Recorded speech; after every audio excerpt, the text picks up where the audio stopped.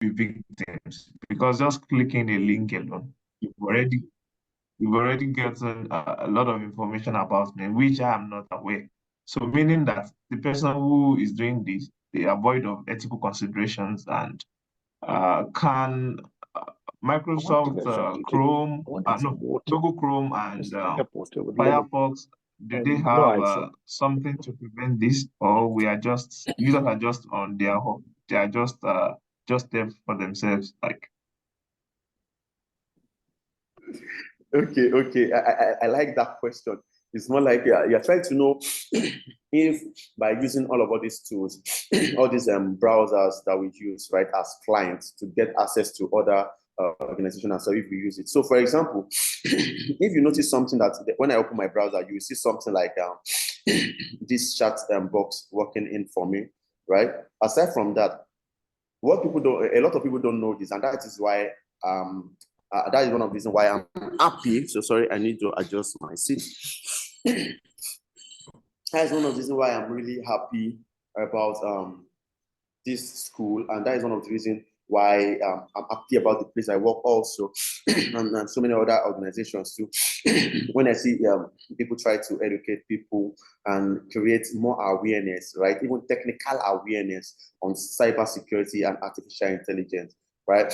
So there are a lot of extensions that you can use even on your Chrome. So for me, I use Chrome, but preferably I love to use a Brave browser, right? Brave browser Brave browser even has what we call a VPN. And for Chrome, a lot of people don't, I'm sure a lot of people don't know that we have what we call Chrome Beta. Chrome Beta.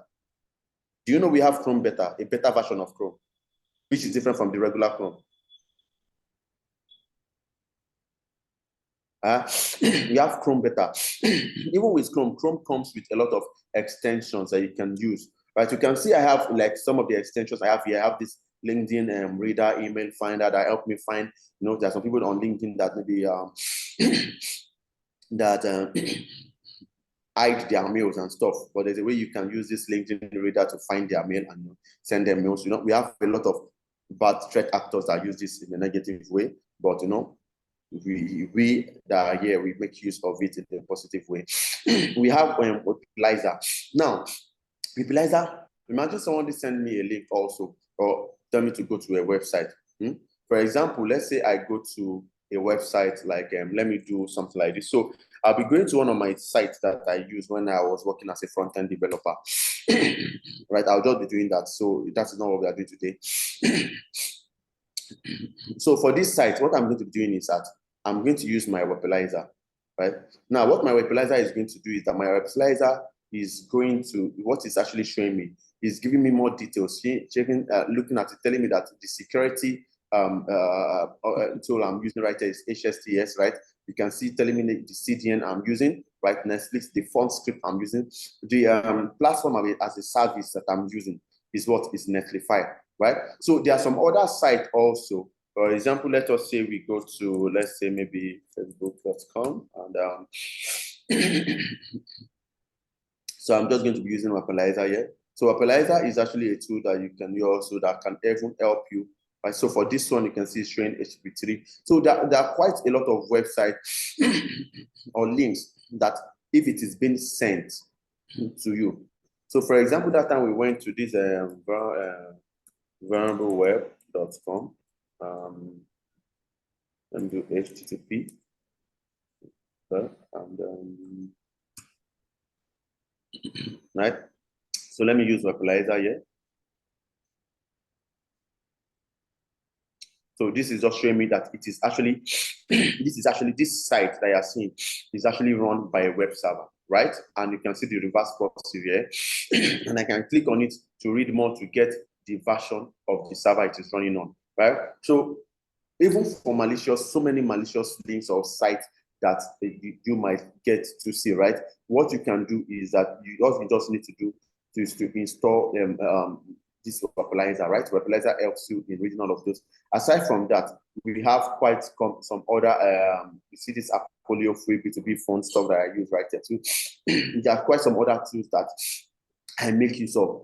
Also, advisably, I tell people that if you are using any browser, it is always good for you to read the manual. Try to know how you can use that browser in a more sophisticated way so that you'll be less prone to attack. For example, whenever I'm using my Brave browser, right, my Brave browser, it helps me. You can see in past few days that I've been using my Brave browser, you can see the number of tracker and ads that helped me block, right? Number of ads and trackers that helped me block. You know, that's meaning what? There are some sites that I will visit.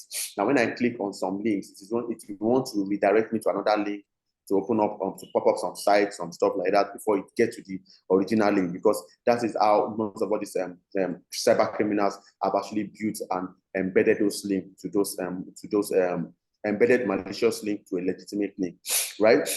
But with the help of Brave browser, automatically Brave browser helped me in blocking all those activities. So you can see also that Brave browser has an inbuilt VPN and a firewall also that I can use, and I can start my free trial when I want to use my free trial, or even to purchase for a real VPN, I can use that. Aside from that, I have some external VPNs and other things that I use to make sure my going to the internet is safe. Because I tell people this thing, right? And what I tell people is, well, the internet is never a safe space. The internet is not a safe space. So when you are going to visit the internet, always make sure that you are prepared and you protect yourself by all means and by all costs. So thank you very much. I hope everybody got that right. Yes, sir. Good afternoon. Okay. I dropped some questions in the group, in the chat bot, but I'm not sure if you have seen it. I can just quickly run through them. Oh, you can run through it. Okay. How do you decipher this malicious link from the trustworthy ones on a go, even without being professionals or using any tools? Okay. Jay said, how do you decipher these malicious links, right? Most of the time, right, you can't really decipher a malicious link from not a link that is not malicious. And aside from that, another way in way for you to even try to do that is there are people we call, there are some cyber criminals that we call script kiddies. Script kiddies. We call them script kiddies. Now, script kiddies are dangerous people because a lot of them don't know how to write maybe Python code. They don't know a lot of all this programming code. What they just do that they just use AI to generate some code and they just send the code like that. For example, you might see a code like maybe starting from bit.ly.clinicon, some stuff. Okay, I think I might have, let me check if I have. Like I said, I always like to make my classes kind of a lot of practicals so we can see how these things are going. So let me check. Let me see this.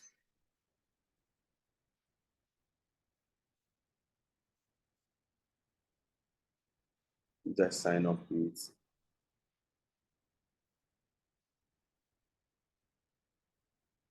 I want to see what I have an account with this.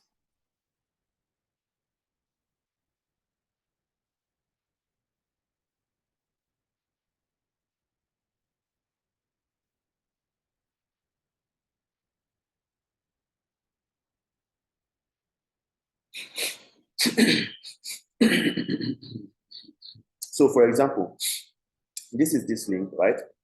What is embedded in this link is this link.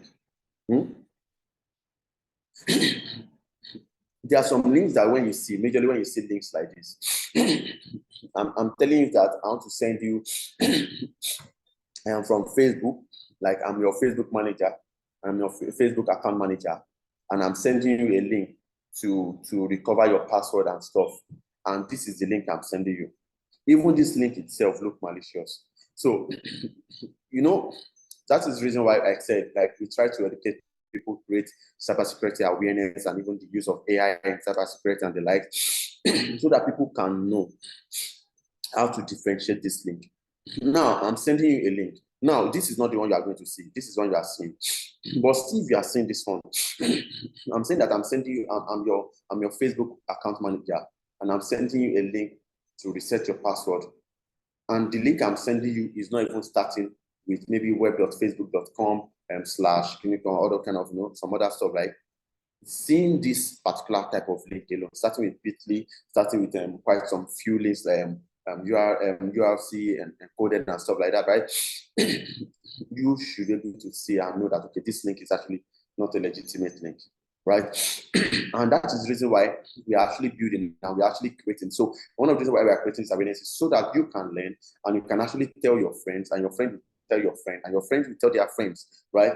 And we try to educate people and let more people understand and know. Whereas in case you see links like this, now that links can be embedded into another link. For example, you look at this link right here, this Netflix link that you're seeing right here is quite a malicious one, but it is embedded into this link also, right? So when you get that link, what should you do? What you should do is to make sure you can use url.io, you can use urlscan.io, you can use VirusTotal, all of these tools, right? To scan the link. You get the link that you have before you even click on the link that you want to go to it. Now, somebody send you this link. The first thing you need to do, right? I click on it, copy link address. Go to my VirusTotal. So, and the reason why I'm using VirusTotal, so you can use URL.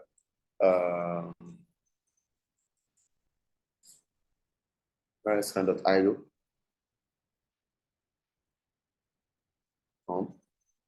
Paste it, publish scan.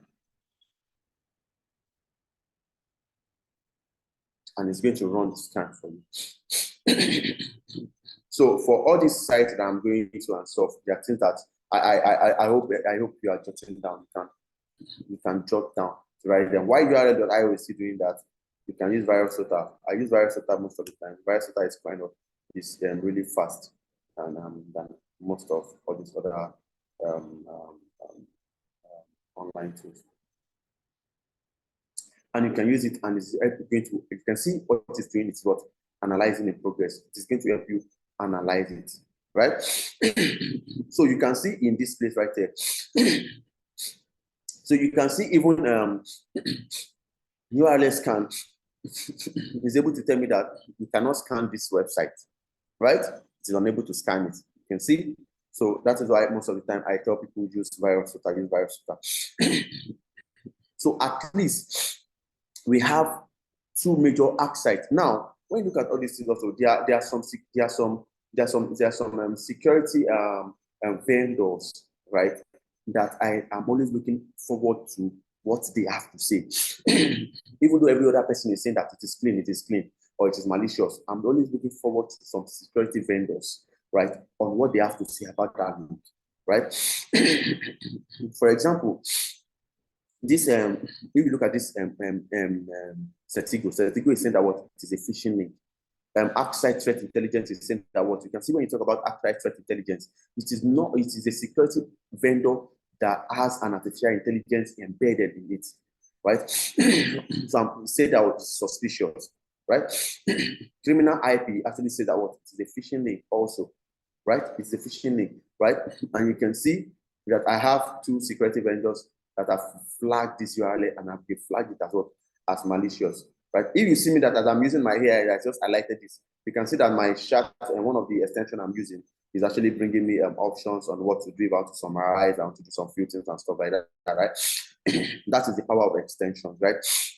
Why it is always good for you to even have most of all these things, you have them as extensions on your system, on your browser. Going to details, going to community, you can see all about this more information there, right? So that's why we are creating, like I said, we are creating this awareness, and we're trying to make sure people know all about these things. A lot of cyber criminals know about this thing. A lot of cyber criminals know about, thank you very much, Ibrahim. A lot of cyber criminals know about all of this information. Now, see, let me tell you guys something. Who are these cyber criminals? Like I said in the beginning of this session, right? That a lot of all these cyber criminals are even people that came towards cybersecurity and AI to learn, right? But you know, some of them will say that when life hits them, they decide to do what? To use what they've learned, the technology, inappropriately. Right? That is why I made the statement in the beginning. I said that we need a lot of people. We need people in cybersecurity. We need people in protecting digital assets. Like the way I'm doing this in this session, trying to share the knowledge I have about AI and cybersecurity. You too can share this knowledge that you've gained, right? You can share it with others. Do you understand? So I hope I'm able to answer the question, right? So we can continue. We still have quite a lot. Yes, sir. Thank you. Yeah, you're welcome. Please, kindly, I would like to take you back. You practicalized something to us earlier, using VirusTotal.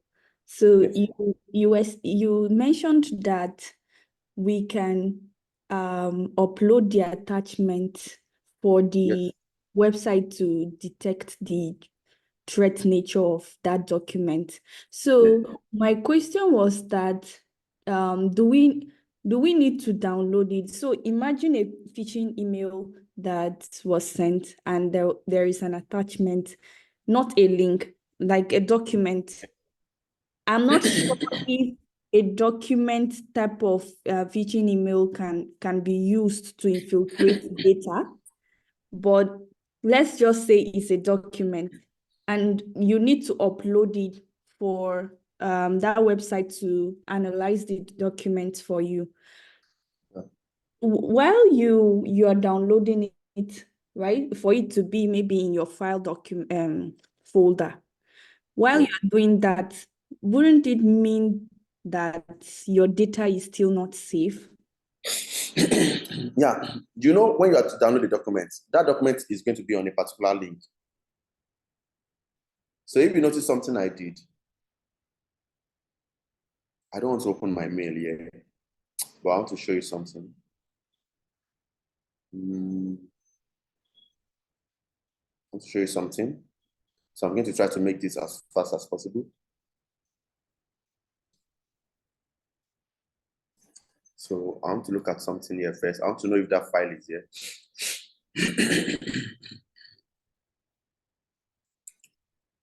So CD.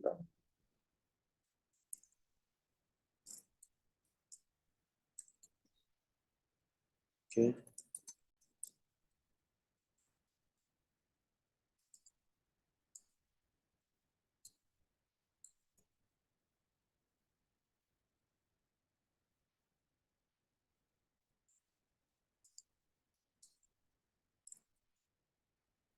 Okay. So I have this here. So I'm going to open my Parrot now. So these are two operating systems, two different operating systems. The first one is a Kali Linux operating system. This one is a Parrot operating system from ActiveBox.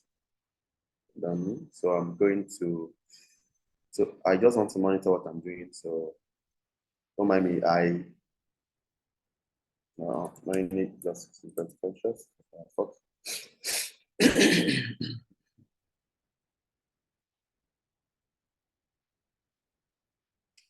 So I'm going to, where is my Kali? So for this, what I'm going to do now is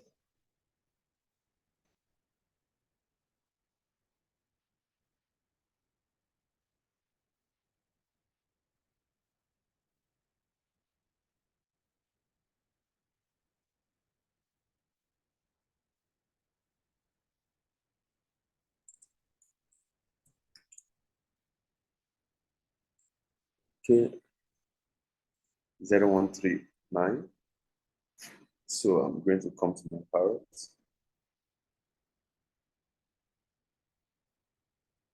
Before I do that, let me run my Apache service.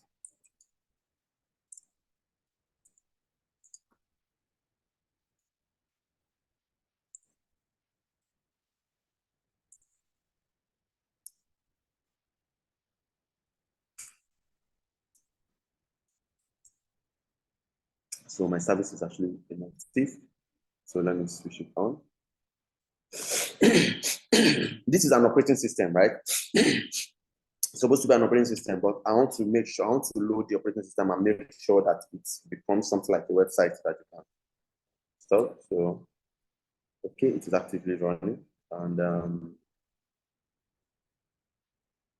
go to my Parrot. So it's something I want to show you. So HTTP.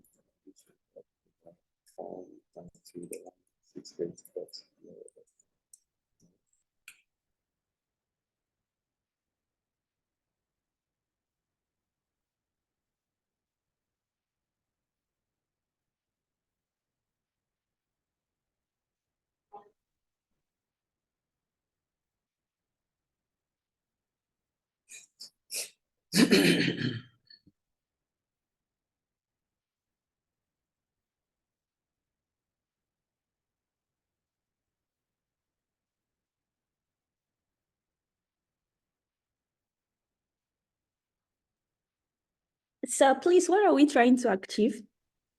Now, so I don't want to open one of my mails. So I want to try to show you the link when you talk about files that we need to download.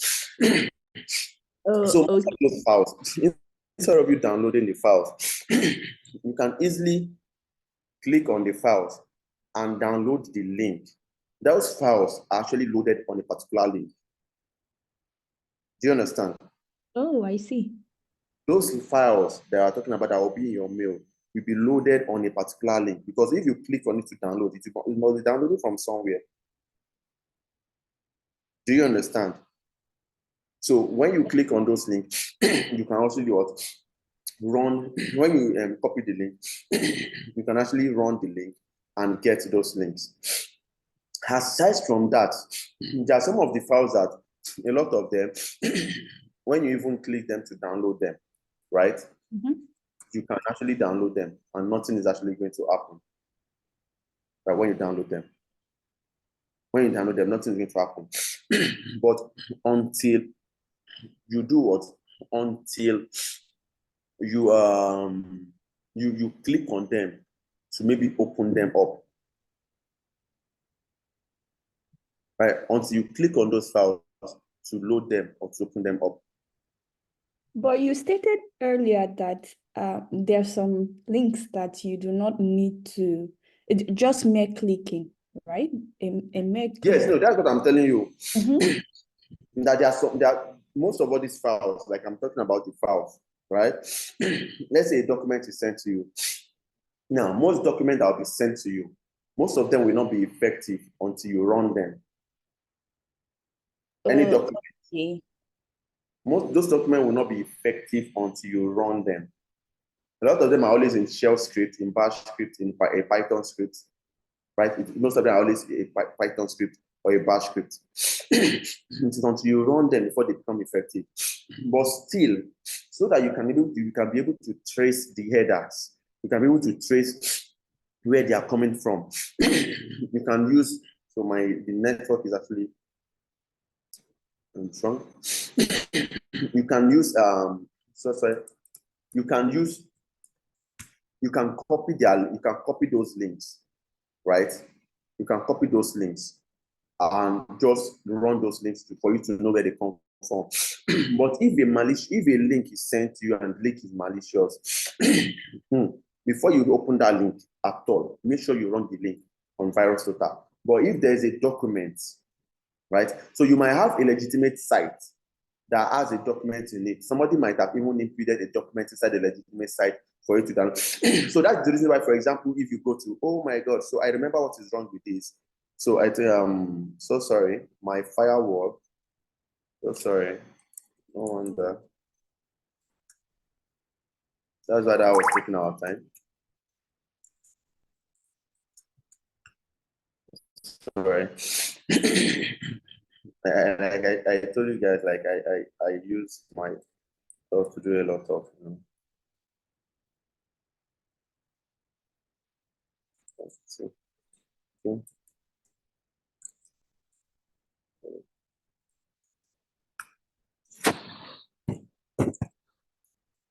Sorry.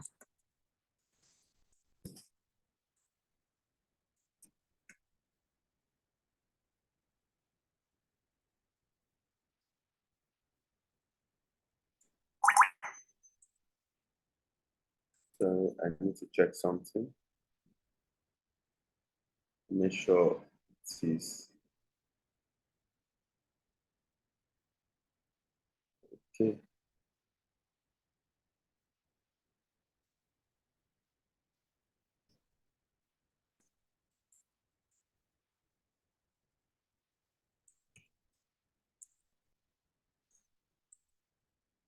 So I think I'll be coming to this. I'll be coming to this later. I don't want to let this take our time. I'll be solving it as we are going. As I'm going to have to resolve the issue with my firewall right here, so that it's going to start working back. Right? Sorry, guys, that I'm taking much of your time. Yeah. Just need to know Yeah.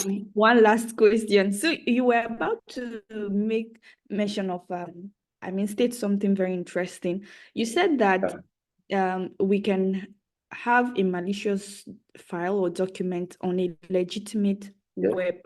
So and earlier you told me that for me to run a check on that document, since the document runs on a link, I should copy the link and check the Yes. And that was why I was about to tell you too that also you might have a legitimate website and a malicious document might be on top. That is the reason why organizations like Microsoft, like VMware, like VM, for example, if I go to Microsoft, so that is why we have what we call checksum. So how many of you have gone to a pharmacy to get drugs before medications? Me. Yeah. So when you get to the pharmacy to get your medications, do you notice that there's always something on the back of the drug? They will tell you to scratch and type the number to confirm if the medication is original or not. Yep. Oh my God. Don't tell me I'm the one that do that, because it's going to look as if I'm too serious with this life. I've never checked it. I mean, I've never scratched it, but I see it. Okay. So what that is like a checksum. So checksum are hashes, and the essence of that hash is for you to know the integrity of that file. So an organization like Microsoft might come up with something when we say you want to get something from Microsoft, you want to download a tool from Microsoft. They will always tell you to check the checksum, right? The checksum, for example, if we go to, let me try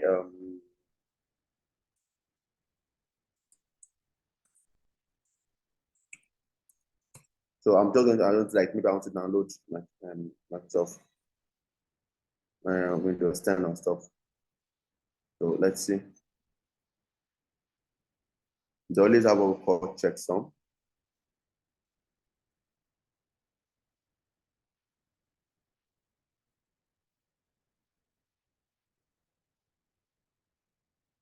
So I'll just be picking.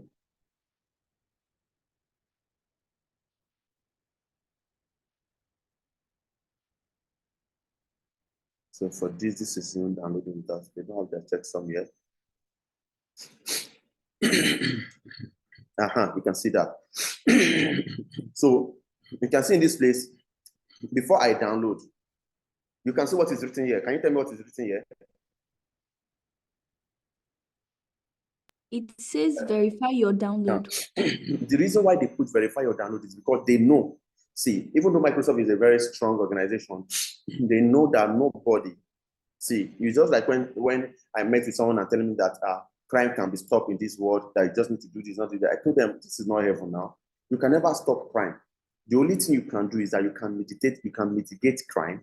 You can limit the effect of a particular crime. You can even limit crime to an extent, but can you stop it? No. So Microsoft know that no matter how protective they think they are also, right? Nobody is above mistake, right? Nobody is above being being a victim to threat actors, right? So that is why Microsoft have this hash from here, meaning what? While you even download, once you've downloaded their tool, you can run this command, right, on your command line interface to check if what you download, because the one we download is what? English 64-bit, right? I think it was English. The one we want to download is the English USA, something that we click, right? English International 64-bit. If the hash is different from this hash, what does it mean? It means that the Microsoft that you've actually downloaded is actually a malicious one. It has been tampered with. Meaning what? Don't run it on your system. Delete it immediately. Now, in that case, you can see that Microsoft we are talking about has been what? Installed, and it has been what? It has been uploaded to a legitimate site. This is a legitimate, right? So even this one, you can see this here, I can click download. Imagine I want to click download, right? Instead of me clicking download, I can just right click and copy link address. So a lot of people don't know this. A lot of people don't when you click on this. When people click on right click on system stuff like this, the down is to copy and paste. Right? But these are extensions that you can use. You can what? Copy, save the link as copy link address. You can print, you can do a lot of things. You can see speech services and other things that you can do, right? Copy link address. Now, if I copy that link address and I come here and I paste that link address here, this is that link address for downloading. And you can see the link address is software.download.prss.microsoft.com database Azure Windows 10_22_ H2_ English and so on like that. Do you understand now? Yes, sir. So sorry, please. I hope everyone is following. Thank you so much. Yeah, you're welcome. Like I said, most of the time I like my class being very, very practical class because I tend to understand that when you do that, people are able to understand whatever you are trying to teach them well and better. So for this, just let me try to firewall. So the firewall was some filtering before.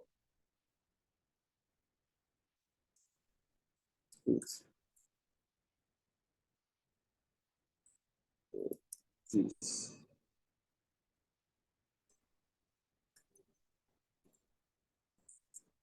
Forward. Okay. Okay, my connection is back. So I think this should be back. Okay. You can see inside of this place in that my Kali, you can see freak.exe, I can see malware.exe. These are payloads that I created, right? This actually the freak.exe, I created it using an AI. The malware.exe, I created it, on my own and stuff like that. Then where you can see that inside this place, when I let me click Ctrl+C here.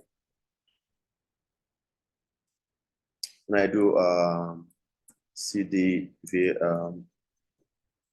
var www html ls. You can see inside this place I have a folder called corrupt, right? And inside the folder called corrupt, right, I have freak.exe, which are they are malwares that would not, if you activate this malware on a Linux system, it will not work, right?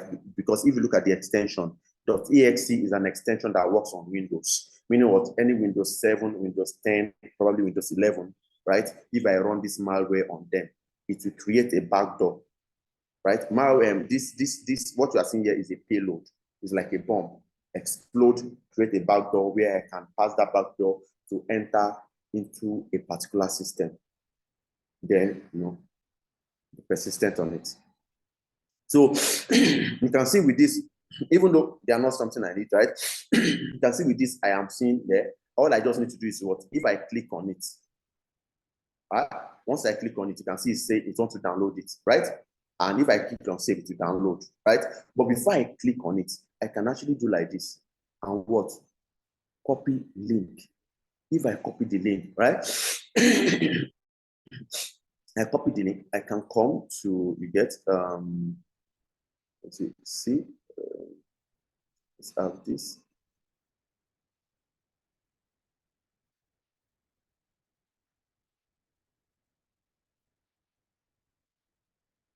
Okay, this, and let me see if I can paste the link here. You can see the link.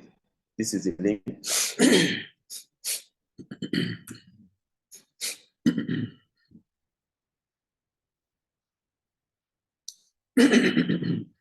And it's going to analyze it for me, right?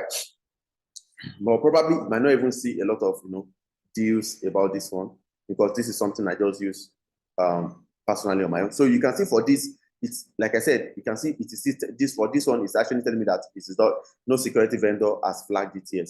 And the reason why no security vendor has flagged it is because I have not used it for any malicious activities, right? If I should post it and you see that quite a number of security vendors has flagged it, then you should hold me responsible and say that, oh, Mr. Gbanamosi, I think you've been doing something that are unclean, right? For a security vendor to have flagged you malicious, right? So the reason why you can't see this flagged as malicious is because of what? I have not been using any of this, right, for any malicious activity. That's why you can see that it is clean, right? So let's quickly go back and this, and let's continue. So I just have to switch off those operating systems so we can move on. So some other ones that we have, like I said, ransomware attack, denial of service, distributed denial of service attack, right? Data breaches and the like. Like I said earlier, later on, I'm going to share, I can share my PDF or more information to every one of you about the AI driven cyber attacks. And as we have been talking about AI driven cyber attacks, another thing that we need to understand is that we need to also talk about and focus on the aspect of AI being used to protect us. And you can see, while I was talking about the AI driven attacks, I was actually talking about how you can use artificial intelligence in protecting yourself, and you can use artificial intelligence in protecting your organization from what? From data breaches, from different form of attacks, from phishing attack, malware attack, from antiviruses, right? And we also need to understand that there's a difference between an antivirus and a firewall and anti-malware, right? But we have some like a new generational firewalls that are embedded. We have some UTMs, which are unified threat management, right? That are really embedded, that has an intrusion prevention system and intrusion detection system imbued in them. They even have a firewall imbued in them also, right? So when we talk about artificial intelligence in this case, artificial intelligence is revolutionizing the way at which we approach cybersecurity itself, right? It's actually revolutionizing it, right? With the way we have with the way AI is growing, with the emergence of AI, even in this world, right? We can actually tell that we have new AI-powered security solution designs for us to actually help us in detecting, in preventing, and also in responding in real time to threats. An example of that, when we talk about threat detection, right? An example of that is making use of an IPS. So when we talk about IPS, we're talking about, there's a three category of security that we call this, in cybersecurity, we call this active defense. And when we talk about active defense in cybersecurity itself, there are 3 categories that we focus on.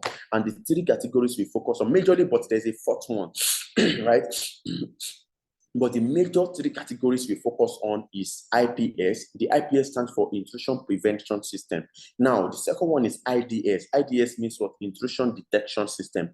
And the 3rd one is what? Firewall, right? Firewall. And those 3 have different philosophies. They are also fixed on your network at different locations, right? They have how they need to be placed, and they work differently. Now, when we talk about firewall themselves, firewall actually relies on IP addresses, meaning what? Your destination IP address, your source IP address, your port IP address, your source port address, right? Firewall relies on that. But what? And firewall works on what? Predefined rules. For example, you can see on my Parrot while I was working that time, you see the firewall was not really working out like them. It was not going online and stuff like that because the connection. So me using the firewall with some other system, the Parrot was working, but I already blocked the connection from my Parrot to my Linux and to the internet, right? So I had to set in some rules. Again, you can see I was using a rule called sudo. I was typing something like sudo IP table capital letter A input forward active, like allow and stuff like that, accept. I didn't put it to drop and stop. Those are rules that I was actually putting on, right? And in putting on those rules, our firewall works on predefined rules, working with those rules, right? Talking about the IP address, the port number, and the protocols that they make use of.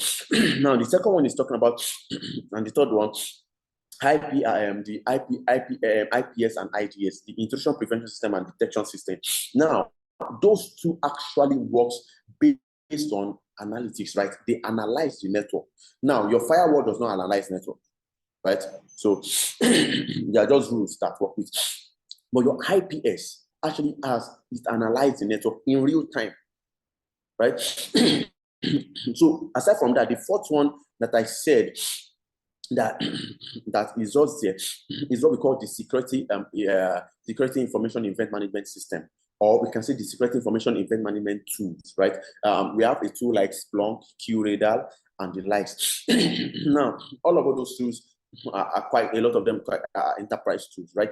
And those tools are tools that we use to monitor activities on system. Those tools, for example, now, if I want to check logs on my system, right, to monitor whoever has logged into the system, who has come, what the person has come to do, stuff into the system.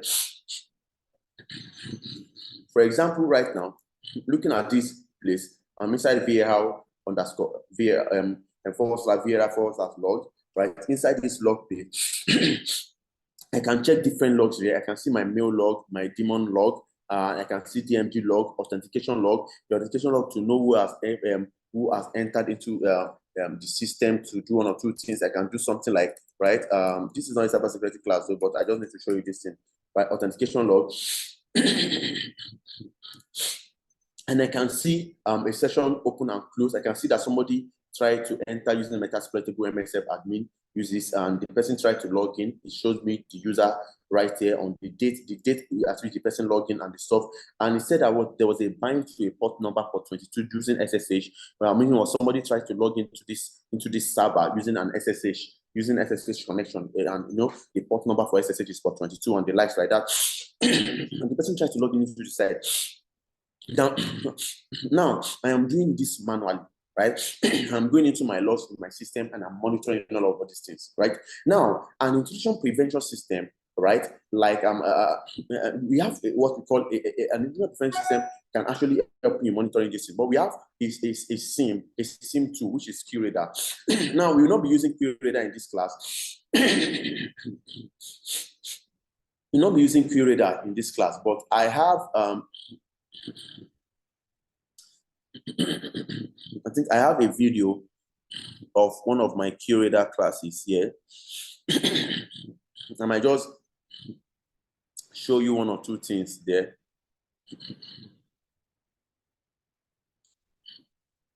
So if you look at this, my QRadar, right here.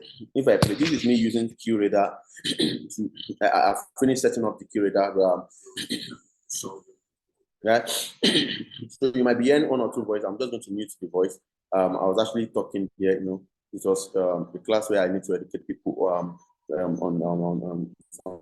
SOC analysts to train them on what they need to do and stuff. So this is IBM QRadar, right? And we have a lot of security professionals, right? If any one of you also want to come into cybersecurity, be working as a SOC analyst, right, or work as a vulnerability management as or an auditor, or an IT auditor, or a cybersecurity professional, even be a researcher, right? I'm also a researcher in cybersecurity too, or being a researcher and go into some other part of cybersecurity and stuff like that, right? These are quite a lot of tools that you are going to be making use of. And I'll just be making fast forwarding in this place, right? Me fast forwarding in this place, right? What I want to show you is that this QRadar, if you look at something right here, these are quite a lot of systems. And this QRadar, what it's doing is that it is able to analyze a lot of systems all at once. Different IP address, a lot of systems all at once. And it is going to read them, analyze whatever is going on them, and if there is any form of any policy misconfiguration, or any system that is not following the compliance and policy. And when we talk about compliance and policy, I know that we're talking about organizations that, you know, we are talking about frameworks, right? Any organization or any system that is not following the policy or the framework that they're supposed to follow, it maybe, you know, we have different kind of framework. We have the NIST framework, ISO 27001, 27003, 27002, 2022. We have PCI DSS and the likes also. We have HIPAA, right, for those that are into the medical practitioner, right? QRadar is a security event management tool that is actually going to monitor all of what these things and give us real life data. Like, if you look at these are real life data, it was giving me this particular day, real life data. And when it's analyzing it, it is also going to segment them to high, medium, low, and informational. So it's if there's any security alert that it is high, that you need to attend to very quickly and very fast, it is going to put it in high for you, right? And before, we don't have to be logging, going to our log to be checking it and try to look, okay, we start having meeting. Okay, which one do you think we should treat first? All of the systems are affected by malware. Which of the systems should we treat first? Which one should we remove first? How should we do it, right? But right now, with the help of this security event management tool, right, it will already help us analyze and segment all of those things. Say that, okay, these are the ones that is high risk, the medium, and there are some that are just low, and there are some that it is not really dangerous like that. Like, the effect will not be much. It might just say that it's just informational, or just do something about it, right? So we have all of this. We have AI with the help of AI, right? AI, we have been able to go on, and a lot of security professionals have been able to help in reducing cyber crimes, right? I've been able to help in reducing cyber crimes. You can see we have what we call the security event management system. We have intrusion prevention system, which I'm talking about, and we also have the intrusion detection system, and we also have what we call the endpoint protection, where you need to have antivirus and anti-malware on your own system, right, on your devices or on your server. When we talk about what are these endpoint protection, we're talking about software firewalls, software antiviruses, right? Now, we're not talking about network firewalls that need to be installed and fixed on the network. We're talking about your endpoint. Now, when we talk about endpoint devices, right, your endpoint and devices is an example of an endpoint device is your BYOD, that is BYOD, right? Bring your own devices, right? Your endpoint devices is your tablet, is your mobile phone, to be a server that you are running personally, right? Your endpoint devices is your IP laptop, your IP printer. That is internet protocol printer, right? You know, we have internet protocol printer, not just the regular printers that we have. Your endpoint devices is your smart TV, right? Your smart refrigerator, your smart door. Those are your endpoint devices. And those ones are also classified under what we call Internet of Things also, right? So aside from that, how does AI improve your traditional security measures, right? Now, AI improve your traditional security measures by speed, right? I want to talk about speed. We say AI can help you analyze data and respond to threats as fast and faster than any human being can do. Right? For example, if I'm to even go to check up my log to see who I've logged into the system today, check out things, I'm going to do it, right? But it's going to take a lot of time and it will be so stressful. But with the help of AI, thank you for AI, thank God for AI, right? With the help of AI, we've been able to perform most of these tasks faster and faster, right? Also with accuracy, by providing vast knowledge of data, AI can actually help you to identify threats with greater precisions, right? AI can help you to identify common threats, right? So that there will be less zero-day attack, even in your organization. So even with automation also, AI can help you improve your traditional security measures by automations also. And what we call proactive defense, right? Proactive defense, where AI can help you predict potential threats based on what? Historical data, based on what? What the organization has taken prevention and preventive measures too, right? And when we're talking about AI, you can see that when we're talking about some example of powered AI-powered security tools, you can see I make use of IBM QRadar, right? I showed you IBM QRadar, right? Just a video of IBM QRadar where I was using IBM QRadar. I was trying to educate some analysts on how to use IBM QRadar, which is a security event management system tool that most SOC analysts use. Security administrators actually use them also. Now, aside from IBM QRadar, we also have Palo Alto Network Cortex, right? We also have that one also. And we also have CrowdStrike Falcon. CrowdStrike Falcon also, Falcon. We can actually use that also. Also. So sorry about that. I just now going to other part of AI, touching the ethical and legal consideration about AI, right? When we talk about it, see, AI is actually a powerful tool, but unlike most powerful tools that we have, AI can be used for both bad and good, right? As we can see, talking about the threat and talking about the defense mechanism also. AI can be used for both good or bad, right? So this comes to when I ask people, is AI bad or is AI good? AI is neither bad or good, right? It depends on whoever is using it. It's just like you saying that a knife is good or a knife is bad. Knife is neither good or bad, depending on whoever is holding that particular knife, that particular period, right? So AI is neither good or bad.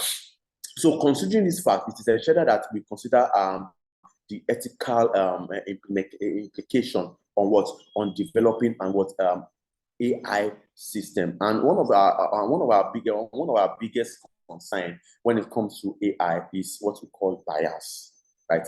BIAS is what we call bias, right?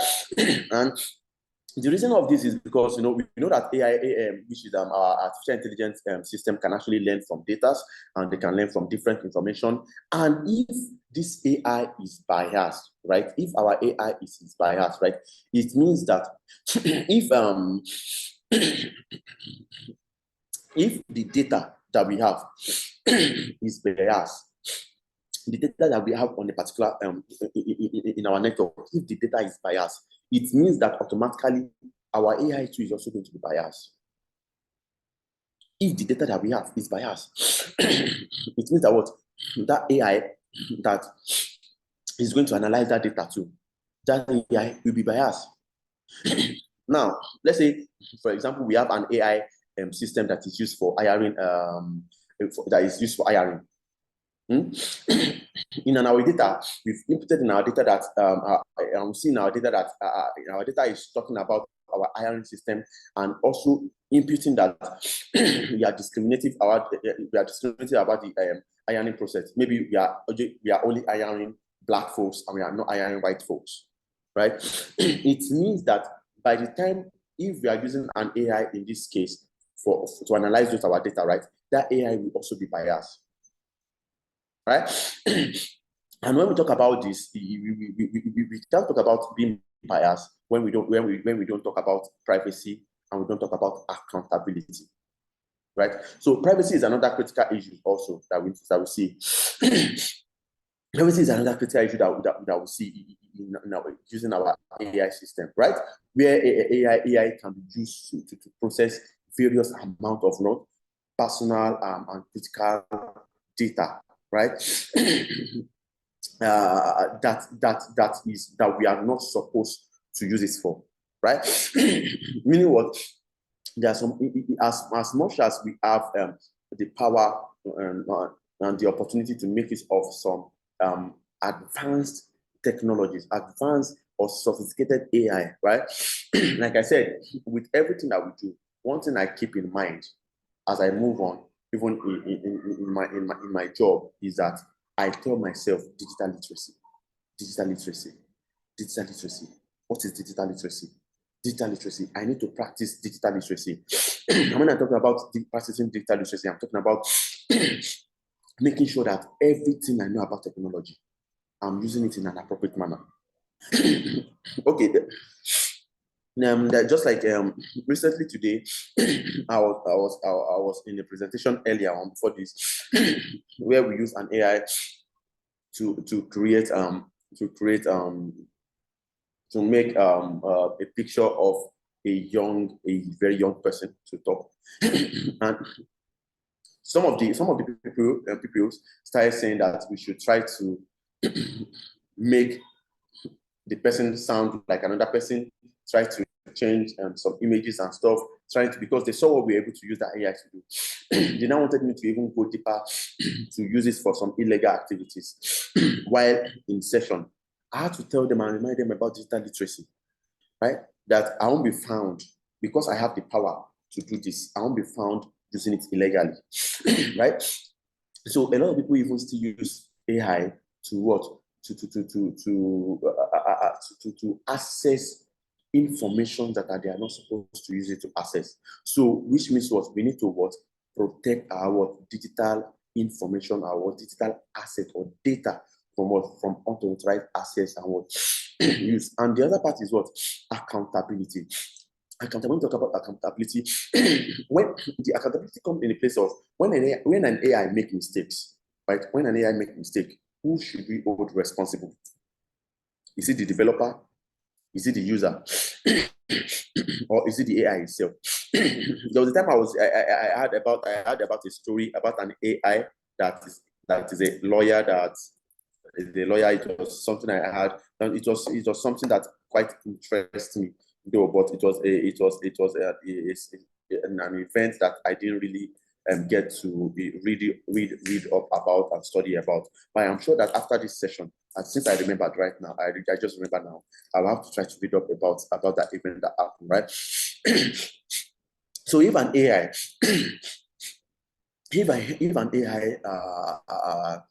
make mistake, who are we going to hold responsible? Is it the developer? Is it the person using the AI? Or is it the AI itself that we're going to be holding responsible, right? So that is the reason why we have quite some laws and regulations, right, that are related to AI and cybersecurity. For example, we have the General Data Protection Regulation, which is GDPR, and this is majorly used in European countries. And I think even in Nigeria, we even use GDPR also, right? It's a framework that we follow, and we have most of the countries, right? Even organization following these rules and regulation, right? And the GDPR, which is the General Data Protection Regulation, actually protects what? It protects us against what? Mishandling of our personal data, right? Any organization that is dealing, right, that is dealing with people's data, that is dealing with people's personal information, right? Any organization that is dealing with this data must follow this compliance, must follow these rules, must follow this regulation, right? Which is what? The GDPR, right? So So another part, we are going to be this other part of this AI and cybersecurity. And so I'm just trying to rush up because of the time, because our time is almost fast spent. Another aspect of this AI and cybersecurity is these practical applications that we have, right? Like I said, even from the beginning of the session, we've been trying to make sure that we make the class as practical as we can, right? And you can see here diving into AI itself, diving into the practical application of threat hunting, talking about threat hunting, proactive approach to cybersecurity, on how cybersecurity professionals actively search for threats within a network, right? We search for threats within a network, right? There are quite a lot of tools that we use in searching for threats within network. A lot of tools that can do that for us. Instead of just looking at trying to go through our system itself one by one, trying to check, is my SSH service on? Is this one on? What are the applications I'm using? Trying to go and check, is that application outdated, or it is the version of the application I'm using? Is it an updated one or so like that? So this is going to bring me back to open up my my virtual machine. And for this, so I'm going to be switching on, so I can switch on this metasploitable machine. So this is a server, and I can just make it a little bit small, and I can switch on my Parrot operating system, and just make this.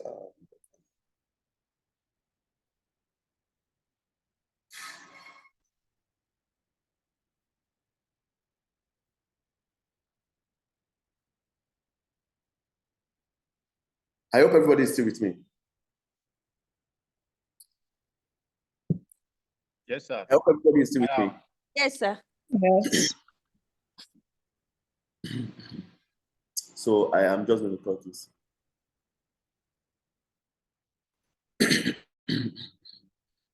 So like I said, I'm going to try as much and not be tempted. I'll try as much to perform all of this in a safe space, right? So I like to perform some of this stuff in my safe space, so that I'll not be sued or looked for that. We have a lot of people even in cybersecurity that a lot of them are even in prison right now. A lot of them, right? I know quite a few that find themselves in unpleasant places, in prison cells for some illegally scanning and doing some illegal stuff on companies and stuff where that they're not supposed to do. So, for example,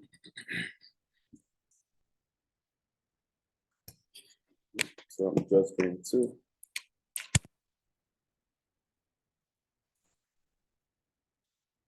So 33, 128. So for example, like a tool like Nmap. Nmap is a network mapping tool that we use in cybersecurity as not really like a new regular advanced artificial intelligence, but with the AI that Nmap has in it. Nmap can help us analyze the whole network. But in order for you to use Nmap to analyze the network, there are commands and options that we need to use. Just like when you are on ChatGPT or you are in Meta, right? There are prompts that we use for some particular questions, right?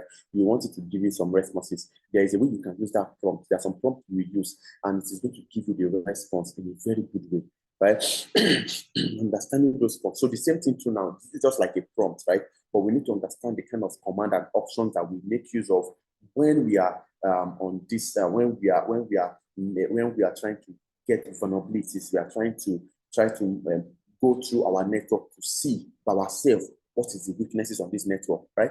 Before an outsider, before the threat actors get the weakness, or before a bot, right? The threat actors use other bots, different bots to get the weaknesses, and then we have a ransomware attack. So, for example, Nmap, right? Nmap, like I said, Nmap is a mapping tool, right? For those that are into cybersecurity, just type in, you can see this actually will show you about Nmap. You can go to nmap.org, you can read more about Nmap and you can see it there. But for those that know about cybersecurity, that know how to use the terminal, you can also do manual Nmap and it's going to show you give you more information about Nmap. The M is for manual, right? You can see Nmap side, we've got network exploration tool and security port scanner, right? Right, and you can see Nmap is what? Network mapper. And you can see right there what it is used. You say it's an open door for network exploration and security auditing, right?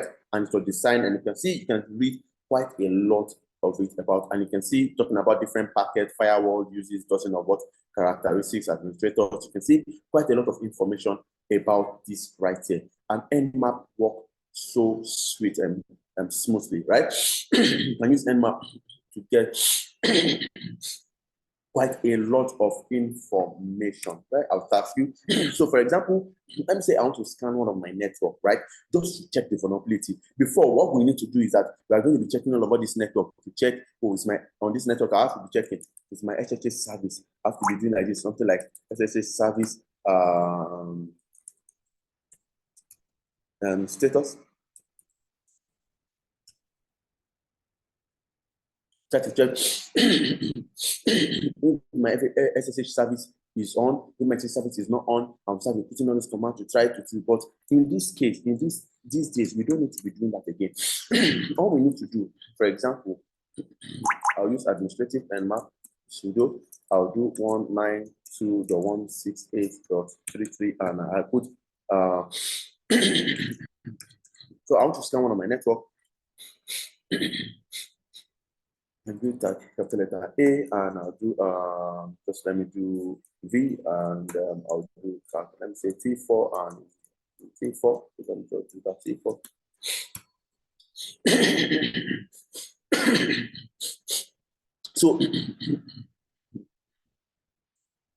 So what this is actually doing exactly right now, you can see immediately I did this right now. My Nmap is presently running different scan. You can see this initiating what we call a parallel domain name service scan resolution, right? Initiating a stealth scan.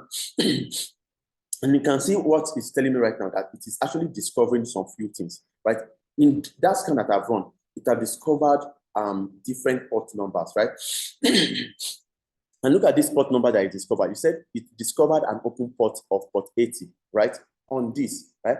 It discovered a port 22, it discovered a port 43, it discovered a port 445, it discovered a port 5900, right?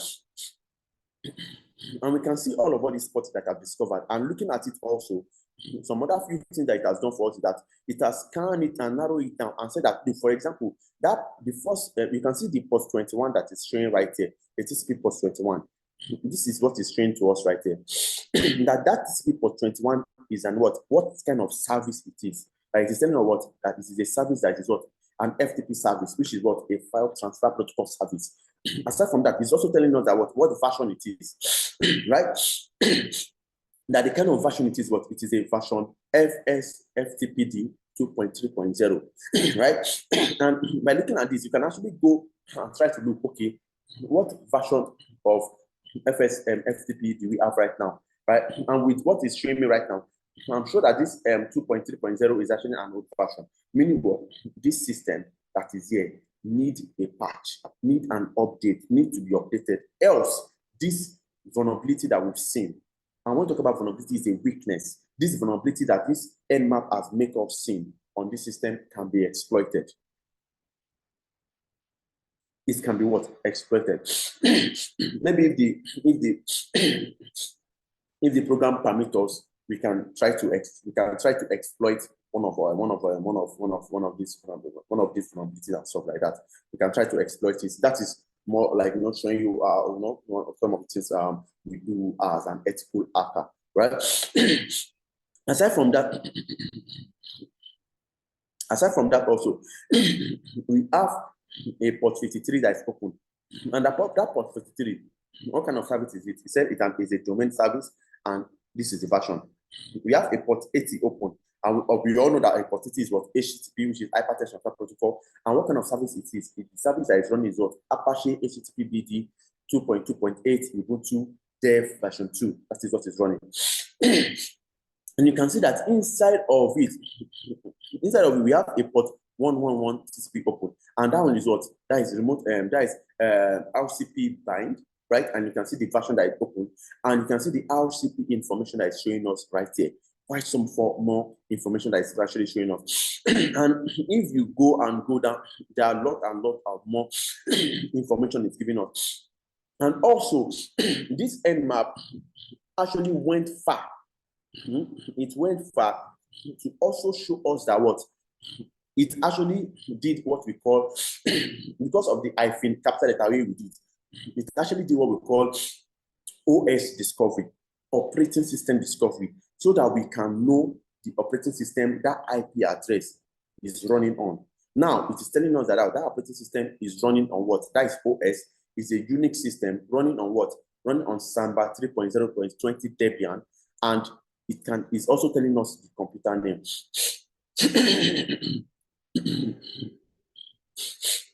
That the computer name is what? Metasploitable. And if you look at it, the computer name is actually what? Metasploitable. And it's also showing us what? The frequently qualified domain name, which is FQDN, is what? Metasploitable.local domain. And the system time showing us the current system time. And also showing us the trace route, right, to the system. Showing us quite some of all of this information. Using a tool like Nmap, right, can actually do this for us. So Nmap can help us to check the vulnerabilities, right, of this system. The weakness, when we talk about vulnerability, I'm talking about the weaknesses of this system. And you can remember that I spoke about IDS also. We spoke about IDS that we can actually use also, right? And IDS can help us with detecting, it can help us to monitor, right? An IDS is different from an IPS. An IPS analyzes your network, can see the malicious activity, but we prevent it from happening.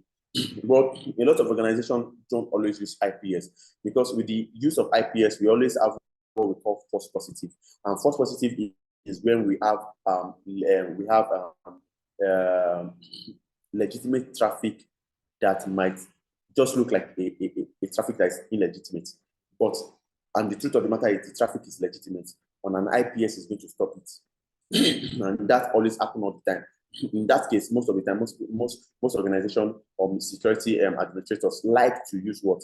An IDS, which is what? Intrusion detection system, which is only going to detect it. But once it detects and it sees any abnormality, it sends a report. Right? So when the chief information security officer or the network administrator or the cybersecurity engineer that's in charge of the security event management system that has the IDS or the IPS or an IPS or the IDS itself, right, sees it, the person can now tell either to flag it as risky or to let it go, depending if the person sees that, or there are other AI that help us to do that also. The AI sees that, it's actually a legitimate traffic. It just looks like an illegitimate traffic, but it's actually what legitimate traffic. We have, so that is our IDS. So aside from that, how do security engineers or cybersecurity professionals, how do they even monitor their network? How do they monitor the traffic too? Right? With all of what this is, the way I'm even using this Nmap is not even monitoring the traffic. There are embedded tools that we can use inside our Nmap, like TCP in our terminal. We call it TCP dump, right? To monitor traffic. You can monitor traffic on a particular interface. Let's say our interface ENS33, our interface network ENS33 and stuff like that. You can monitor traffic in this place, right? But in order for you not to go through all of all this stress by using TCP dump and doing all this thing on the terminal, now we have a tool that most security engineers use, right? That has an AI that's embedded in it that works in hand for us, right? And the tool is called Wireshark, right?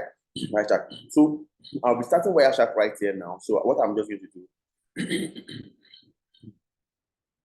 I am going to, so let me do like this, and I don't want to be opening different terminals. So I'm going to be using my Terminator. So I have to stop using different terminals.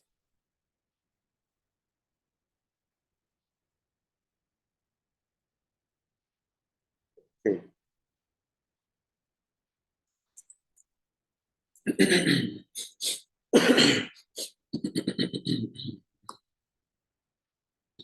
I'm going to be using Terminator to split my, let me split this into two. So you can all see it instead of me open different terminals and simply close.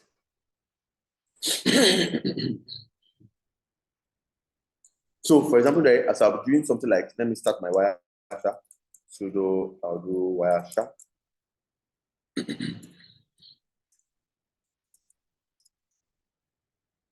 So Wireshark is going to start right now. So most of the time, like I said, whenever I want to do anything, majorly mostly we start with my terminal, and that is another form of security, you know, just to monitor what I am using to monitor traffic. So I try to monitor that also.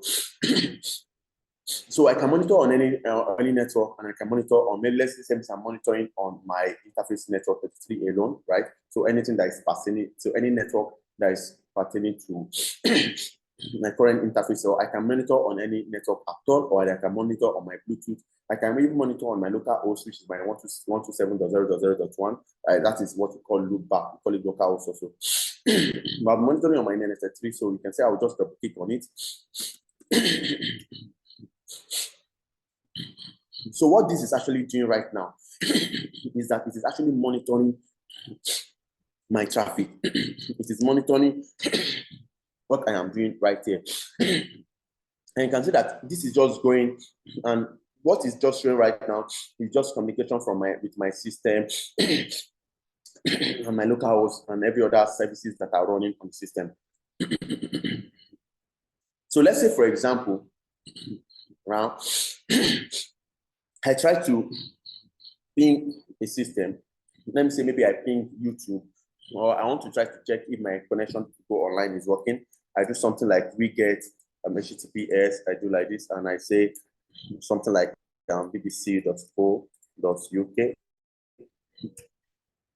So this one, I'm just trying to run a response to see if my connection to bbc.co.uk was going to go. bbc.co.uk actually responded to me, gave me an HTTP code, which is 200 OK, meaning my connection to them is going to be smooth, it's going to be swift, right? Meaning I can just click here, right, and open link, and when I open this, it's going to open it in Firefox for me.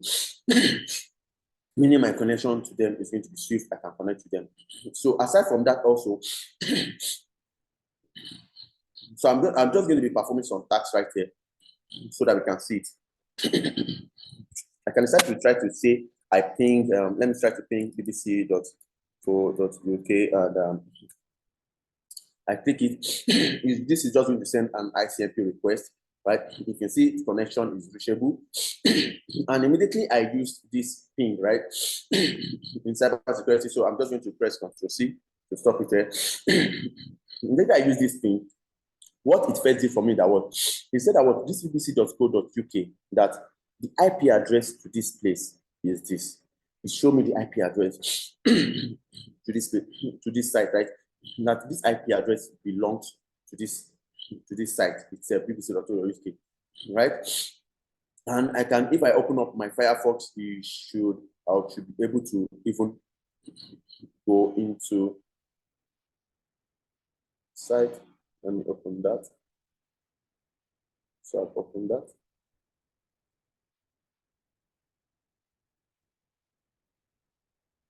I'll do some back.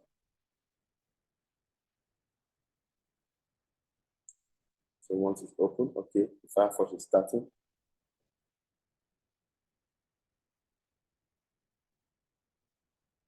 Firefox is starting, it's going to open now.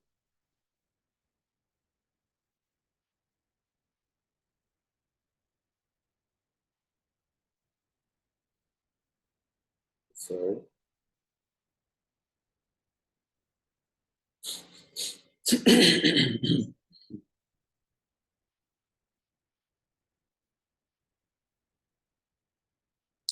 So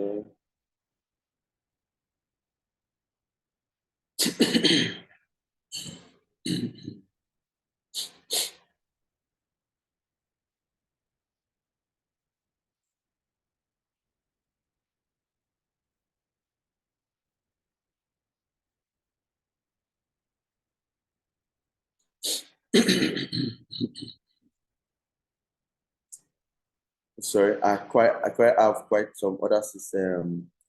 I have some other operating system running on my system.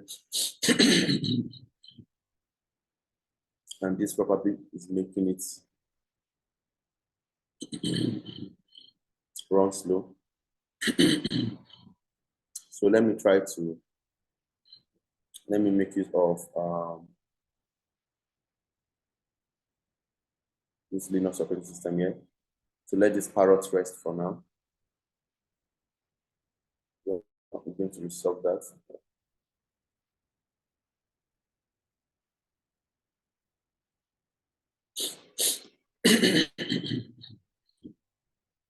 So the same thing too, we can perform the task with earlier. So I'll do the sudo. See, there are different operating systems though, but they run the same kernel.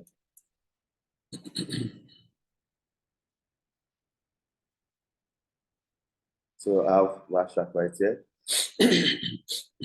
For my for my Kali, the interface is called the interface. They use different interfaces, so I'm using the interface ETH0. So while this one is running, so on this place right now, I can decide to let me ping. So I can just see this enter. Let me clear this. So I'll just ping. Let me do see.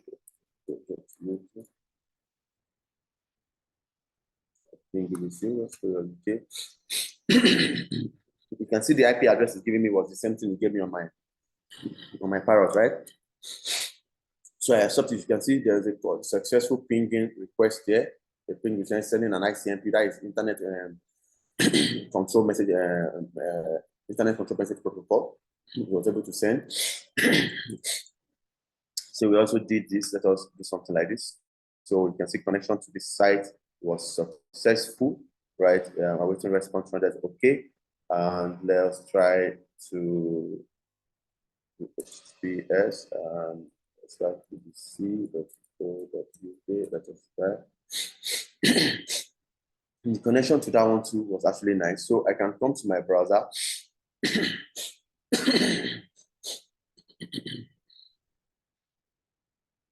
Sorry.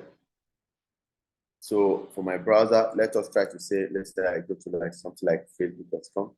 So my browser is opening twice. I'm just going to close one. So let me do something like facebook.com. Yeah. So we are just monitoring randomly, right? Randomly.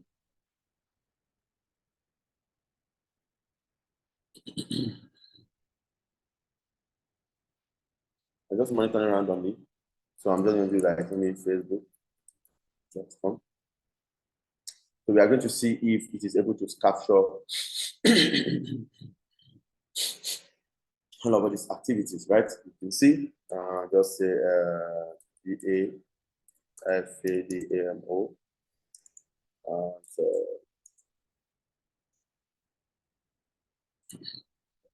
So we are just trying to, okay?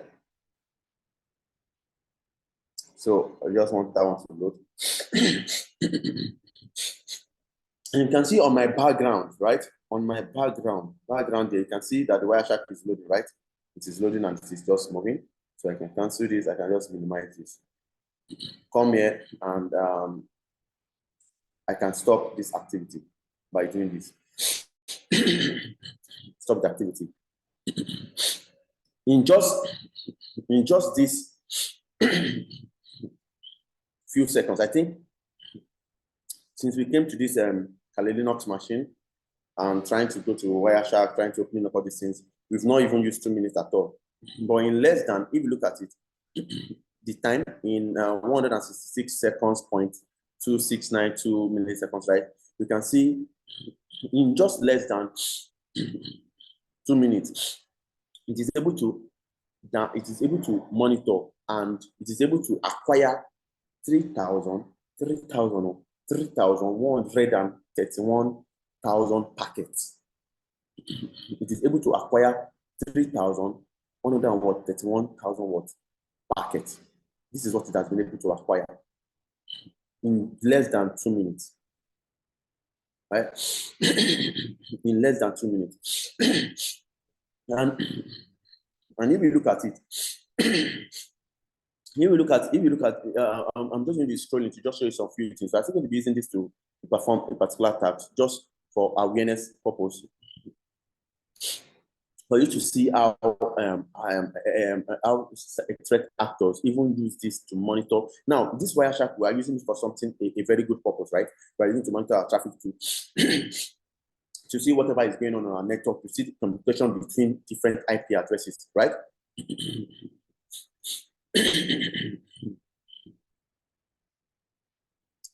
So I'm going to do something like this. I want to remove this number. I want it to be very, very wide.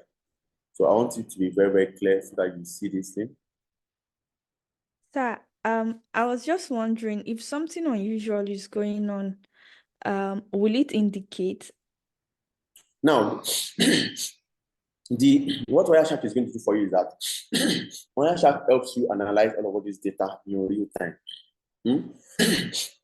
But it is not going to tell you if this this activity is malicious or if the activity is not malicious.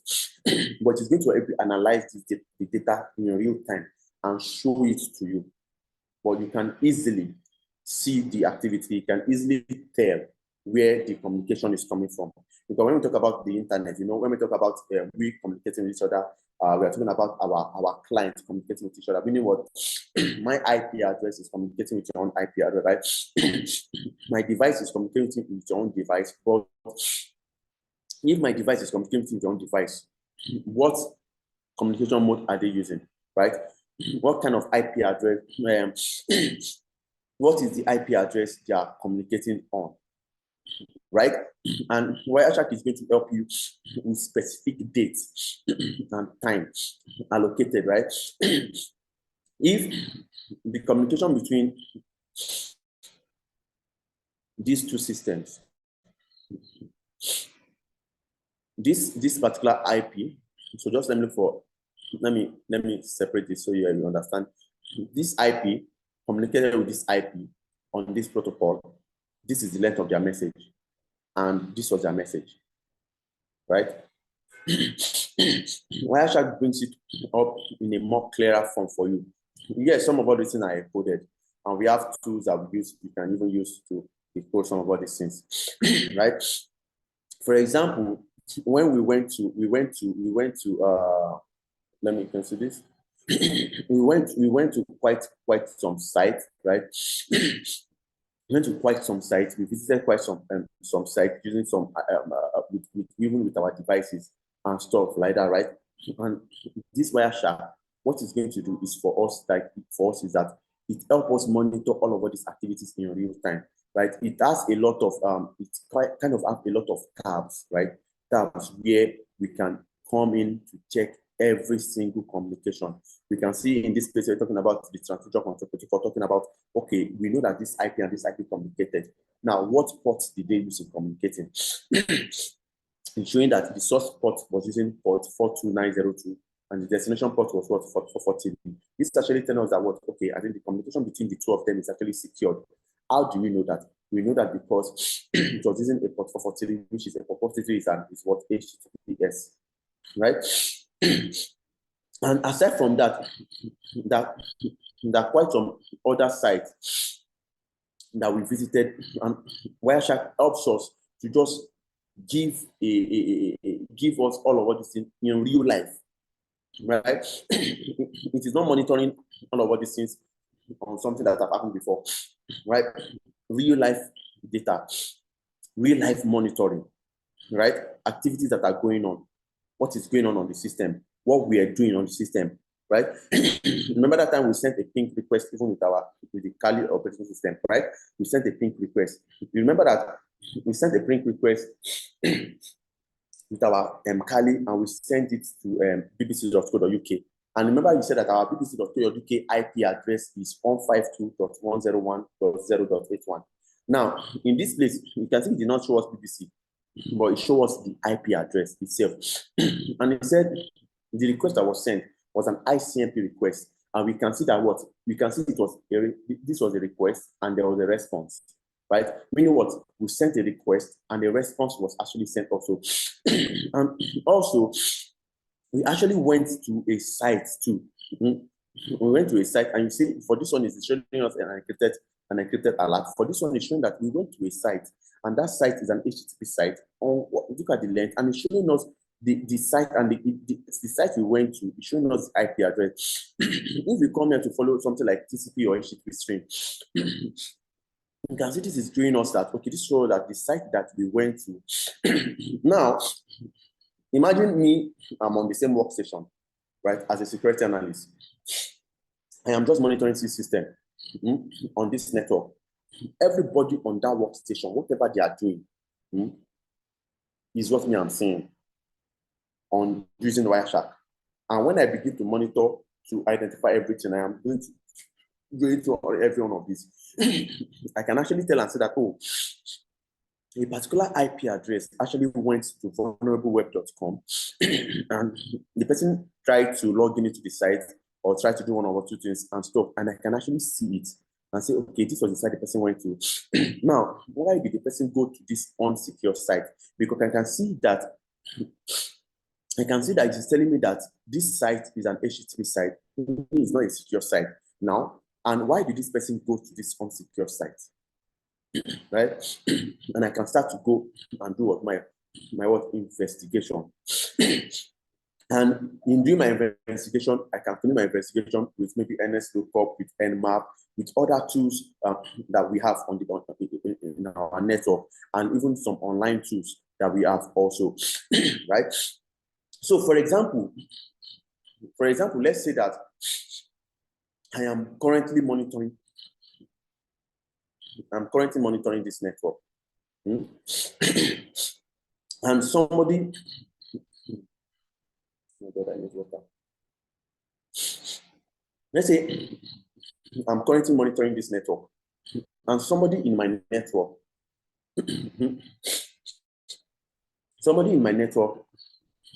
is trying to. So I'm going to be painting a scenario of someone trying to buy something online, and that person mistakenly was led to the place where the person is going to make payment, but the person did not know that the payment is trying to make and the information is trying to drop. That person did not know that information is on a site that is not secure. And a lot of us buy things online. We go online to buy a lot of things, we buy a lot of goods online. And then when we want to make payment, then you're going to be asking us that we should make payment, then register our card number and stuff. And that is why for every organization that I'm going to use to make any payment online, I must make sure that they are following PCI DSS, right?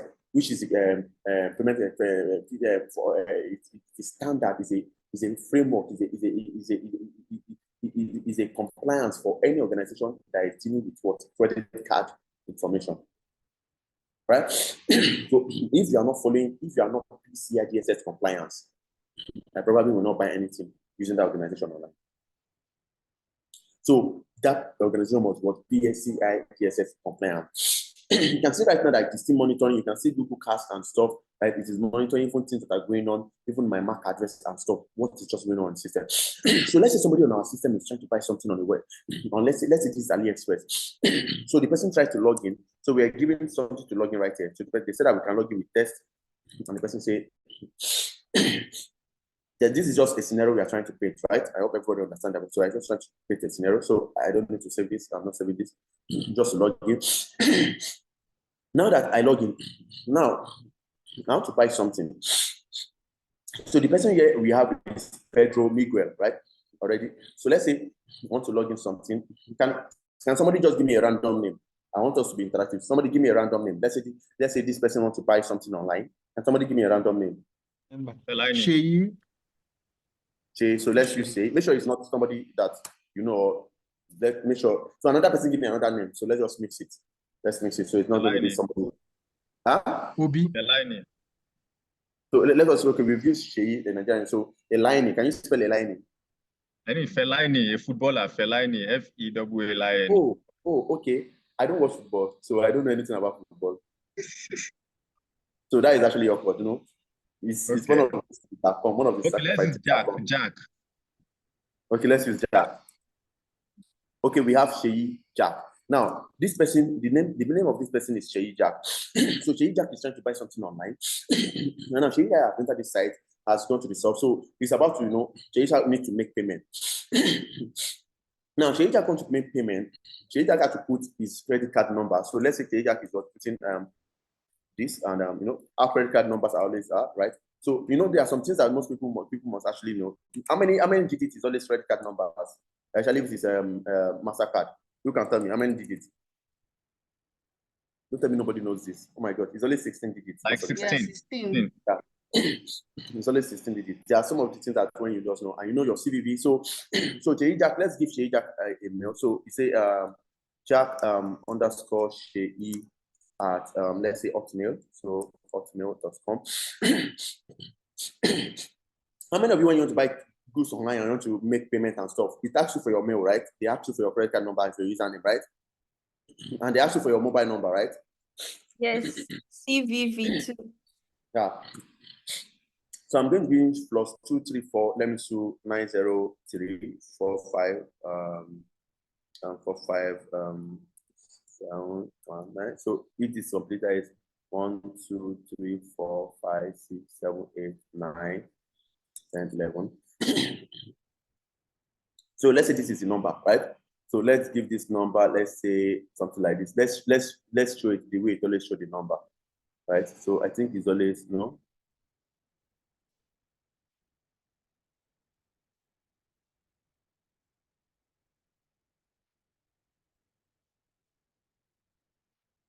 right, so 1, 2, 3, 4, 5, 6, 7, 8, 9, 10, 11. So we need one more number. So let's say this is the phone number, right? So also asking for address of Sheyi. So let's say Sheyi Jack stays at, who can give me, somebody give me a number. Give me a number. Let's say block 234. Apartment what? Let's do this together, everybody. 6. Apartment 6.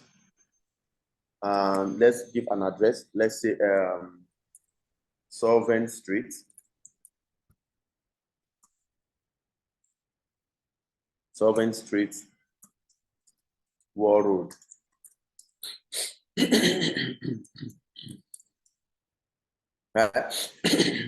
So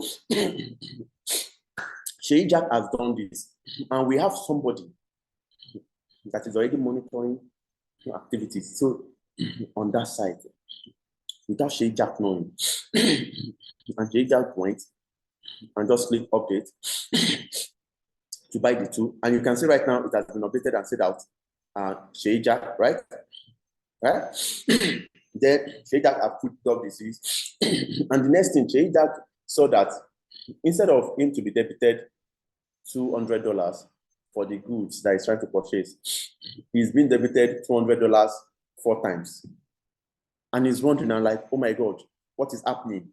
What did he do? Somebody has hacked in, so and so has happened, and he tried a lot of things like that, right? The reason is because Sheyi Jack does not know that what the site that he is on is being monitored by a threat actor. That is why most of the time, before we even go to any site itself, we need to make sure that we make sure that whatever site we are going to is a secure site. It's secure. So even though all these things pop up for you when you want to make payment, there's a way you can copy the link and we confirm that link to be sure that the link that the site you are going to is actually a secure site, right?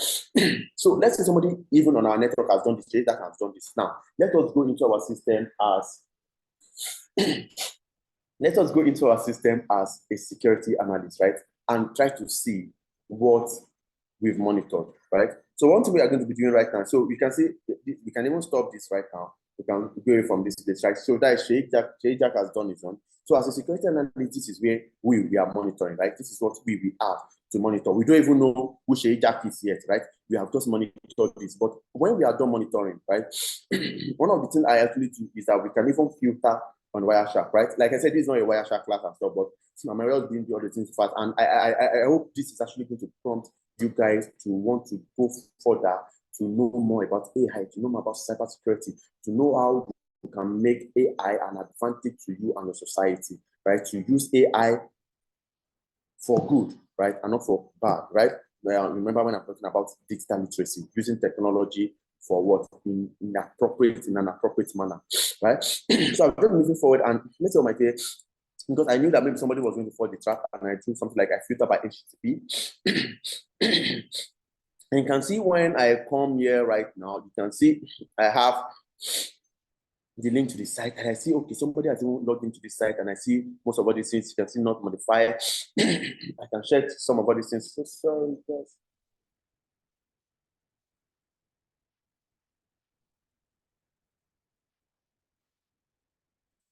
Okay. So sorry, guys. So I just had a message came to me kind of impromptu on something on our network. Something was they need me to fix something on the network, which I've told them I'm going to be doing that later today. So you can see now that monitoring the traffic, we even filter by HTTP, trying to monitor our traffic. And okay, Seyi Jack has done everything he wants to do. We don't even know who Seyi Jack is, but we are here and we find out that, oh, somebody actually logged into the site and inputted some mail, and the person actually fell victim for this, right? Now we have a victim. How do we see the credentials of this victim? There are many ways we can see the credentials of this victim. So I want to, this myself showing right here, my fixable. So I don't like the way this thing is showing. So I'm going to bring this thing down more. So I'll bring this one up. There you can see. I'm going to bring this one up like this. We find out that somebody has fallen victim. Now, I want to check the credentials of this person. Here we have all of this source, destination, we have the protocol, we have the length, we have the information. And if you notice something, there's something that is familiar, that is interesting here, where we have the post /user-info.php and like. And we can see this HTTP 200 okay in this place. So when we come to a place like somewhere like this, so I want to close all over this frame, right? In cybersecurity, there's something we call the OSI model. So if you understand the OSI model, you get to know all about this different layers of OSI model, the application layer. We can see what we call the hypertext control protocol line base, and we can see all about this information right here, right? We can see quite a lot of this information right there. Then we also have something here that looks interesting, and it's talking about application X www.form URL. Now, if I come to this place, you can see now that it is showing me that that there's a username and there's a password called test here. And because I'm the one monitoring the site, I probably may know that, okay, I'm the one. I probably might be like, oh, okay, I've already set this thing on this site, and probably the person actually fell for this and might even log in with this name. But I see some other ones right here that look so funny. Now, when I click on this one that I'm showing right here, without me even clicking on follow TCP or HTTP stream or TCP stream, right? Just on the platform right here, if you notice that whatever happened on that website, right now, Wireshark, right? Like I said, for we network administrators, we also use it for something good. And we also have for threat actors. Threat actors also use it to monitor activities, and they use it for illegal activities, right? Now, look at this threat actor right there. What the threat actor have done? The threat actor have been able to see that, okay, this person's name is Seyi Jack. This person fell for the trap and even imputed his own credit card number. This person fell for the trap and also imputed his email. This person fell for the trap and imputed his mobile number. This person fell for the trap and imputed his address. And this person, and we can see what it is updated. Now that we even know the address and the house number of this person, blackmailing will come in this place, right? And that thing that could happen is that what I can There are other security tools I can use online. There's one we call criminal IP and stuff. You can even use it to search for anybody online, as long as you have concrete information about those people. Right now, I have Sheyi's phone number that is designated to email. I have the email address. I have home address. Meaning what? If I'm even searching for this person online, I can try to get more information about this person online, and even go and check this person on any social media platform and try to chat with the person, communicate with the person as if I'm the person's friend. But what I'm trying to do is to get more information. In that aspect, social engineering comes in, right? You get more information about the person. But in this case, I now have the person's credit card number, right? And you know that in some platform, they will even ask you for the CVV number and also ask you for the expiry month and expiry date. And I have those things. What can I do with this? It means that, and they will even ask you for password, and they will even input password. Now, what can I do? I can illegally withdraw money from what? Or use this person's credit card to buy things, any digital assets online. Now, you can see that even with this, right? The threat actor, right, is able to view all credentials in plain text of what? Shehija.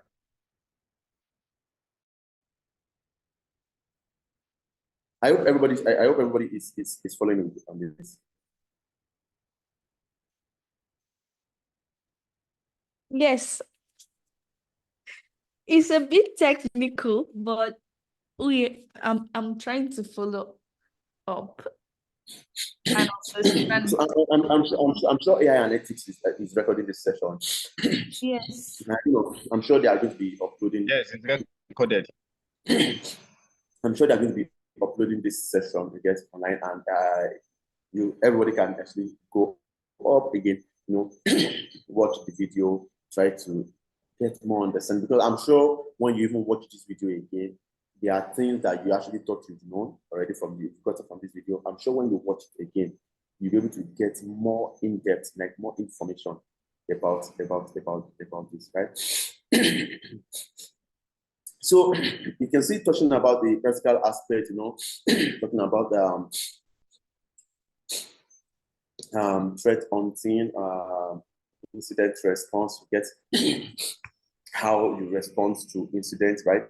How AI has been able to help us respond to incidents, right? We also have the aspect of talking about collaborative strategies and industry best practice. And when we talk about the collaborative strategy and industry best practice, we're talking about cybersecurity collaboration with collaborating with individuals, with organizations, right? Trying to share essential information on threats, right? On threats, and trying to share different resources on vulnerabilities. And we have what we call the CVEs. We have a meta attack that helps us to even with recent and historical threats, even with threats that are to come, right? Meta attack helps us. We can use that to get information on different kind of threats, right? And to ensure the consistent and effectiveness of cybersecurity practices in organizations, I want to talk about best practice by talking about where organizations are following frameworks, they are following procedures, they are following and they are following compliances, right? I'm going to talk about that. We have what we call the NIST framework. Aside from the NIST framework, we have what we call the ISO 2770 framework, right? And the ISO 2770 framework covers the aspect of securing your organization data, even NIST, right? Talking about the NIST framework covers what we call NIST framework covers your guidelines. It covers best practice to manage and reduce cybersecurity risks in the organization. And to manage and reduce cybersecurity risks in the organization, there are 5 core functions of NIST that most organizations have to follow. The first of the 5 core functions are what? Identify. The second one, protect, detect, respond, recover, right? Right? The first aspect I talk about identifying is talking about where organizations develop organization understanding, right? On how to manage their cybersecurity risks. And how do they do that? It means that they first need to identify all the systems, right? They first need to identify all the people. They first need to identify all the assets and data and their capabilities, right? You need to identify every of those things that I've mentioned in the organization. And once you've done identifying them, right? The NIST is not going to tell you that use this tool to organize everything, use that tool to organize, but the NIST is actually going to tell you the framework, going to tell you what to do. Now, after identifying, you need to protect. Now, NIST is not going to tell you that you need to use Palo Alto firewall. NIST is not going to tell you that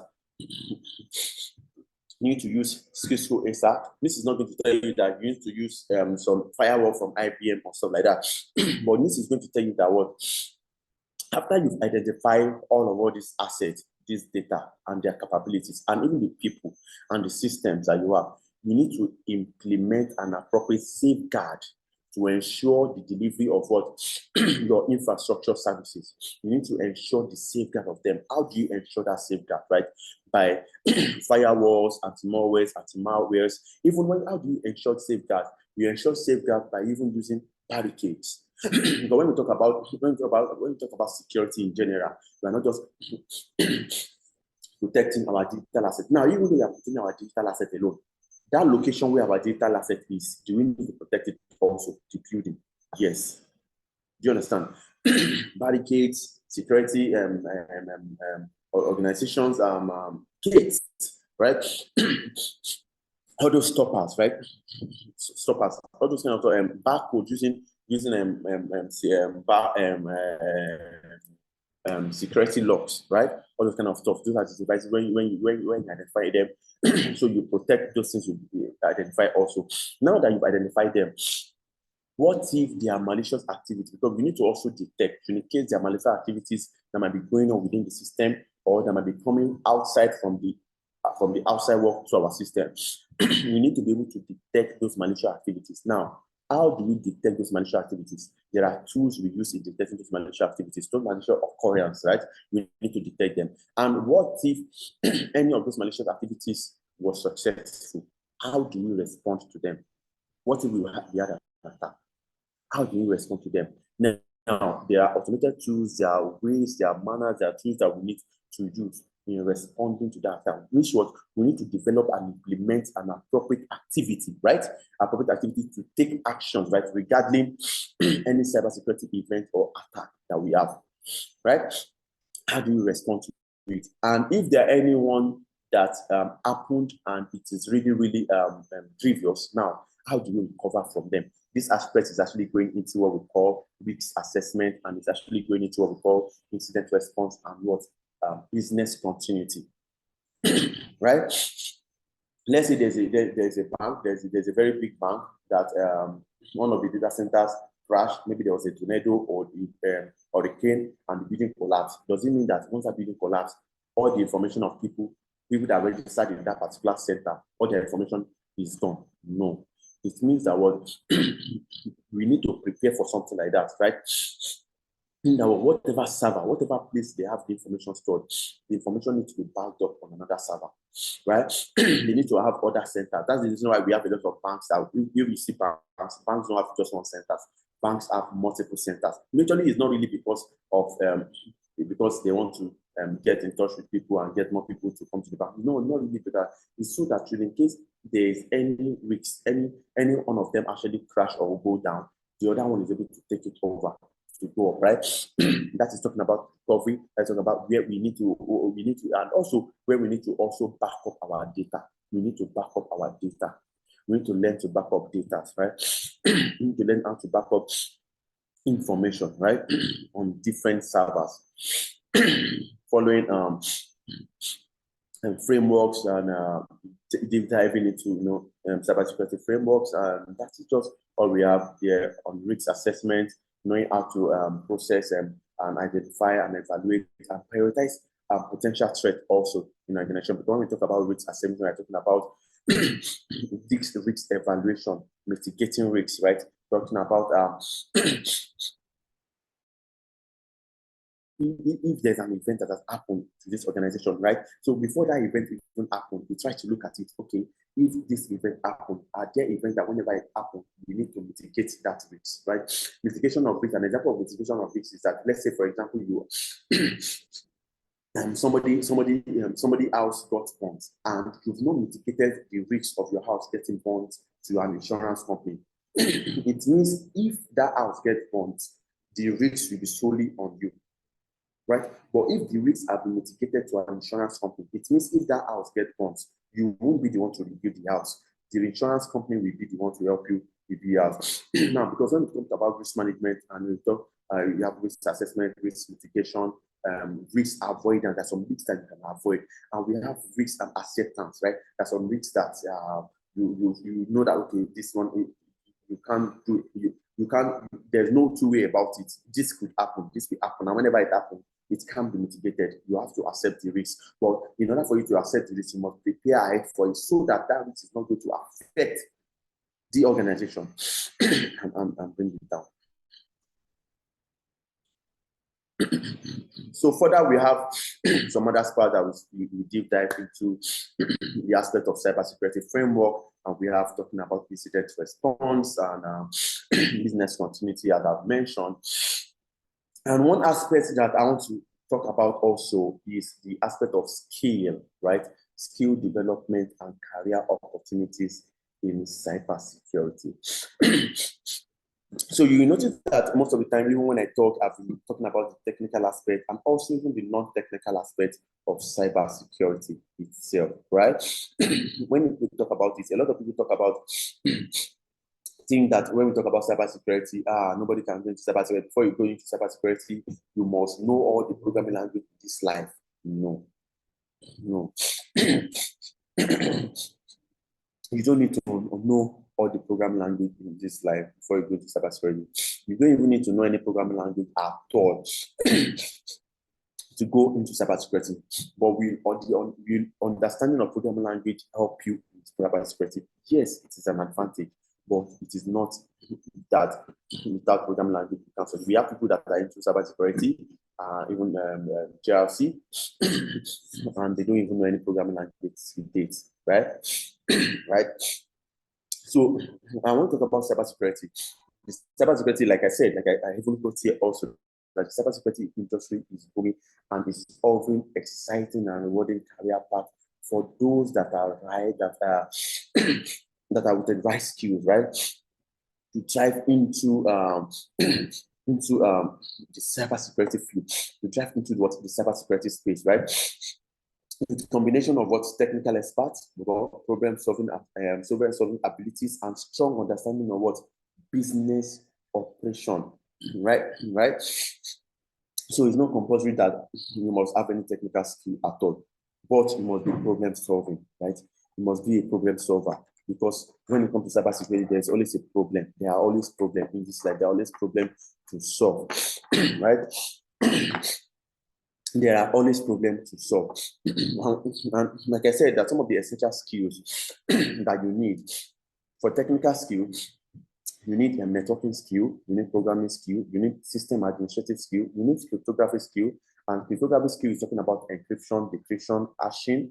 Digital forensic is talking about vulnerability assessment, knowing how to investigate scenarios, events that have happened, right?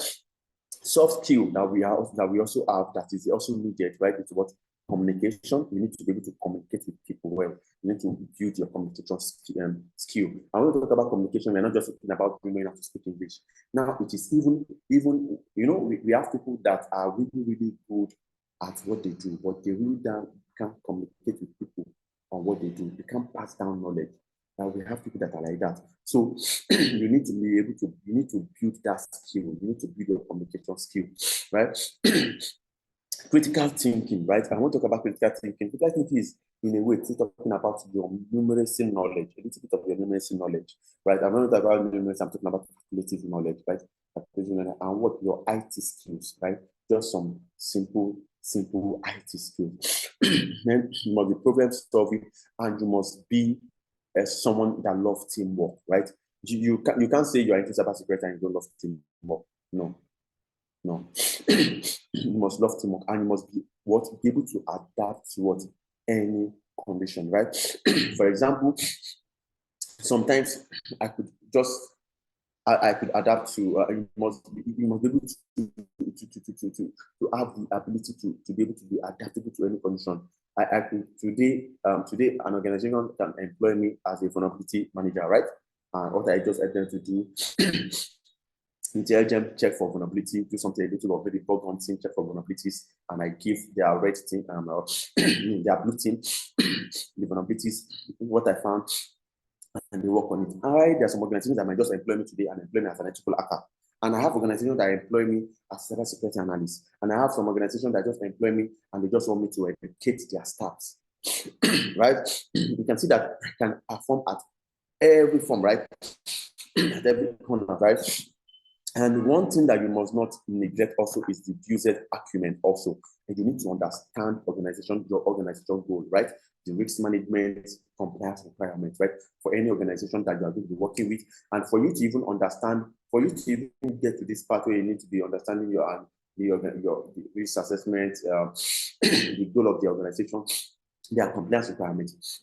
For you to understand this, meaning what? We are going to be going into GRC, where we're talking about governance and compliance, understanding HIPAA, PCI DSS, ISOs, NIST frameworks, and quite a lot of frameworks like that, right? And there are so many career paths in cybersecurity and AI, right? And it's just a lot. You know, we have those we call threat intelligence analysts, right? So sorry, guys. So sorry. We have those we call threat intelligence analysts, right? And who are those threat intelligence analysts? What they do is help to gather and analyze information about what cyber threat, right? We have those we call security engineers. They help in designing and implementing security system and infrastructures. We have those we call incident responders, right? And incident responders help you, like you hear their name, incident responder, they respond to incidents, right? They help you to respond and manage any security incidents, right? They're the one that help you with business continuity and stuff like that. And we also have what we call the AI cybersecurity specialists, right? And you can see there, they help in developing and deploying AI powered security solutions. All those tools that we are seeing, like those same tools, Paluto, CrowdStrike, Falcon, and the likes now, Wireshark, Nmap, who are those people that help in creating and developing and deploying those AI and security solutions, right? Those are the people that do that, right? And we also have those we call the cybersecurity consultants, right? And those one help you in providing expert advice to organizations, right? We have a lot of organizations, and for you to be a cybersecurity consultant, it means you must have a knowledge of ethical hacking, the threat intelligence, cybersecurity engineer. You must have probably be a chief information security officer. quite a lot of work maybe in the red team or in the blue team, in the purple team. You probably might have a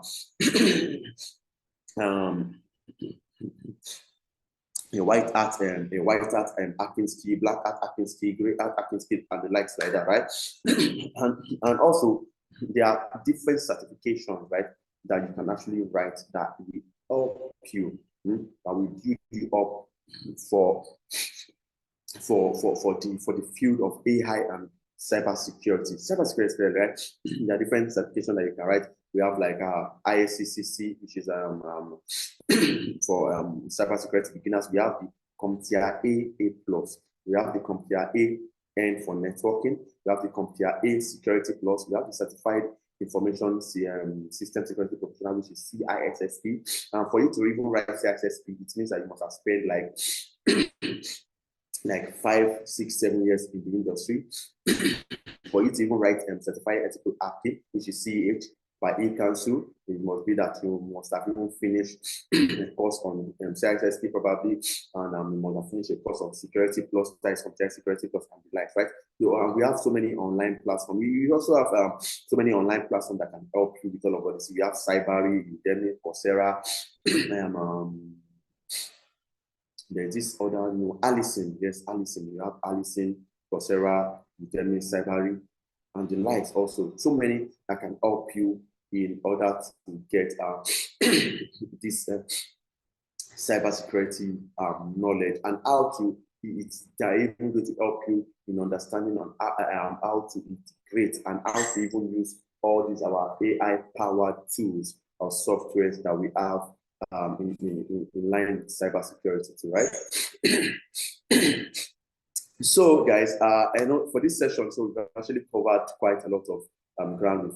We've talked about the collaborative approach of AI and cybersecurity, talk about the importance of risk management of an incident response in cybersecurity, and we've also talked about the AI-driven threats, right, on cybersecurity and the likes, right? So, like I always say also, and the same thing I actually put on this platform, that cybersecurity is a continuum large, and there is no one man that knows it all, right? No one man knows it all. Even as I am like this right now, I have certifications that I still write, right? Yeah, I don't know why some people are always like, for cybersecurity, even though you've written some certifications before, cybersecurity is a field that any certification you've not written has the number of years it can last for. After that years, you need to rewrite it. And the reason for this is because we try to make sure that every one of you that are trying to come into cybersecurity and those of us that are into cybersecurity, make sure that we are evolving with the trend, right? With the rate at which AI is right now, and the rate at which AI is being integrated into cybersecurity, right? We need to make sure we keep ourselves up to date. We keep ourselves up to date. I remember when I think there was 2011, 2012. Then the program language I use most of the time, then I think I was in 100 level then.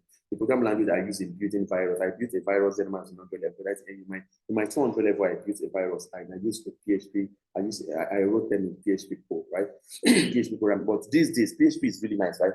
A lot of people even use PHP in building websites, but these days we use PHP, right? And as at 2018, 2019, you can see a lot of people use HTML, CSS, and JavaScript, right? And CSS. But right now, who use CSS just like that, right? A lot of people use CSS library like Bootstrap. We even have a lot of JavaScript library like React.js, Node.js, React.js, and the likes like that, right? So you can see now that technology is evolving, right? So just imagine right there that I know how to write PHP. I'm still trying to use PHP. I know it's paper I can write. You think I'm just bringing it to this time, right? You notice and you see that I'll just be out of the trend and I'll be swept out of the trend. But you can see now that I always make sure that my personal development, I take it seriously. And I would like every one of you to take your personal development seriously. And thank you very much, everybody. Do you have any questions?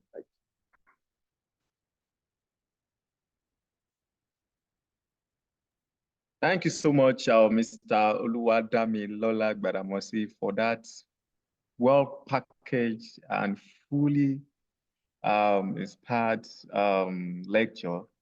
We really commend your efforts, and I appreciate your time. I'm so sorry for taking your time. I'm so sorry. I know it's supposed to be by today. Of all the participants, they've gotten a lot of things, like when it comes to in terms of AI and cybersecurity, in which we've been seeing a lot of questions flowing in during the course of the lecture.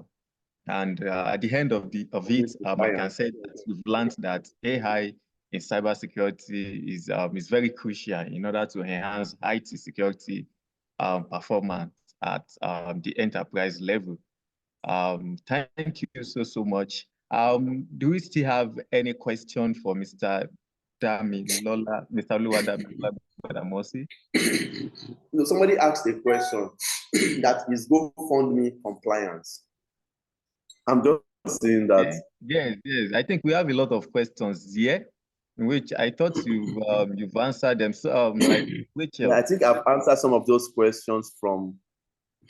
Oh, we have Nigeria Data Protection Act in Nigeria. Oh my God, this person is. Oh my God, I think I've answered some of those questions from what I was explaining. Somebody says, I see you use Linux OS. Is there any particular advantage to this over the OS? Yeah. So Linux is a kernel. So Linux is not an operating system. Kali Linux is an operating system. Parrot is an operating system. Debian is an operating system. So we also have different distribution. Ubuntu is an operating system, but this operating system runs on Linux kernel. The same thing with our Windows operating system. Now, your Windows operating system run on a kernel called the Windows NT, which is new technology, right? Windows 7, Windows XP, Windows 10, Windows 11, and the likes like that, right? Even Microsoft itself, at the core of Microsoft itself, run on Linux, right? I don't know, most people don't know that, right? Even though they try to, want to counter, trying to, this is their business, something that they're doing, right? But when we talk about Windows, right? Windows operating system it is limited, right? It is limited. I can't build it the way I want to. Anything I'm using there is kind of previewed, right? But when it comes to any Linux kernel system, because they have different distribution, right? And when we talk about distribution, we have Fedora distribution, Debian distribution, Arch Linux, we have the Red Hat Linux, quite a lot. There are so many distributions. We have the CentOS distribution also. We also have what we call the CentOS CentOS, which is Cent operating system too, right? So one of the reasons why I like to use my Linux is because I was using Parrot, I was using Kali Linux, right? It's because I can build it. So aside from that, I have other operating systems that you can see right here. So I have a Metasploitable right here. This Metasploitable is run like a server, right? Aside from that, you can see this Windows 2016. You can see Cyber Workstation. You can see Security Onions, right? So I can build. I use them and I build them to fit in to what I want to do, right? There's some tasks that when I want to perform some tasks, I don't use my Kali and I don't use my Parrot. I use my Security Onions to do that, because most time if I want to work on Master Chef or Cyber Chef, works on Kubernetes and stuff like that, right? I use my my Security Onion to do that, because it comes with even other Linux system comes with using Tor. When we talk about Tor, we're talking about where it's able to change your location and graphically and so forth. Security Onions has been built in a way that it does that for me. Even there's a new operating system that just came out, Tail OS, right? It's the Tail operating system. While you can actually install Tail, it's actually one of the most easiest to install when it comes out of this Linux operating system, right? So it is an open source operating system. Meaning what? It is open source in a way that you can build it the way you want, unlike other operating systems, right? So I don't want to mention all those other operating systems, so that it will not look as if I'm spoiling market for one, advertising one. You get, but even in Linux itself, when it comes to Linux kernel, preferably everybody most security analysts have the one that they prefer. I have people that even prefer Arch, right? For me now, because I love Arch DeBoss and the stuff, I like using Parrot most of the time. But even to Parrot and Kali still help you if you want to make a mistake. It helps you correct your mistake and so forth. Parrot will not correct you. You make any mistake, it is damaged. You have to install it again and start all the process from the beginning again. So one question that I saw that actually made me laugh was the question of this person that asked this question. I need to even know this person. The person said, like the GoFundMe is GoFundMe compliance. As funny as it may seem, right? GoFundMe, GoFundMe is actually what we call a crowdfunding funding platform, right? Everybody knows that, right? GoFundMe is a crowdfunding platform, right? It allows people to to raise money for different causes, right? Either for emergency expenses, medical expenses, maybe a project or schools and stuff, right? But the truth is that GoFundMe actually has implemented so many compliances, right? That is, they follow so many compliance measures, and one of the compliance measures that GoFundMe follow is what we call the anti-money laundering. AML, right? GoFundMe follow what? AML. And GoFundMe also follow what we call the PCI DSS, because they deal with card, they deal with what? Money. And PCI DSS actually means what? Payment Card Industry Data Security Standard, right? And they follow, and the reason why they follow this standard is so that they can secure sensitive payment informations, right? And you know, the AML I talk about is the anti-money laundering. And GoFundMe also actually follow another compliance. And I know everybody knows the compliance, but most people don't know that this is a compliance. And the compliance is what we call KYC. How many of you have even seen KYC before? Maybe you open, even in Nigeria, yeah, those are open, maybe some those microfinance bank, yeah, you see something like KYC stuff. How many of you have come across that? Hello, I'm asking. Yeah, me. KYC. So KYC is actually a compliance of identity, right?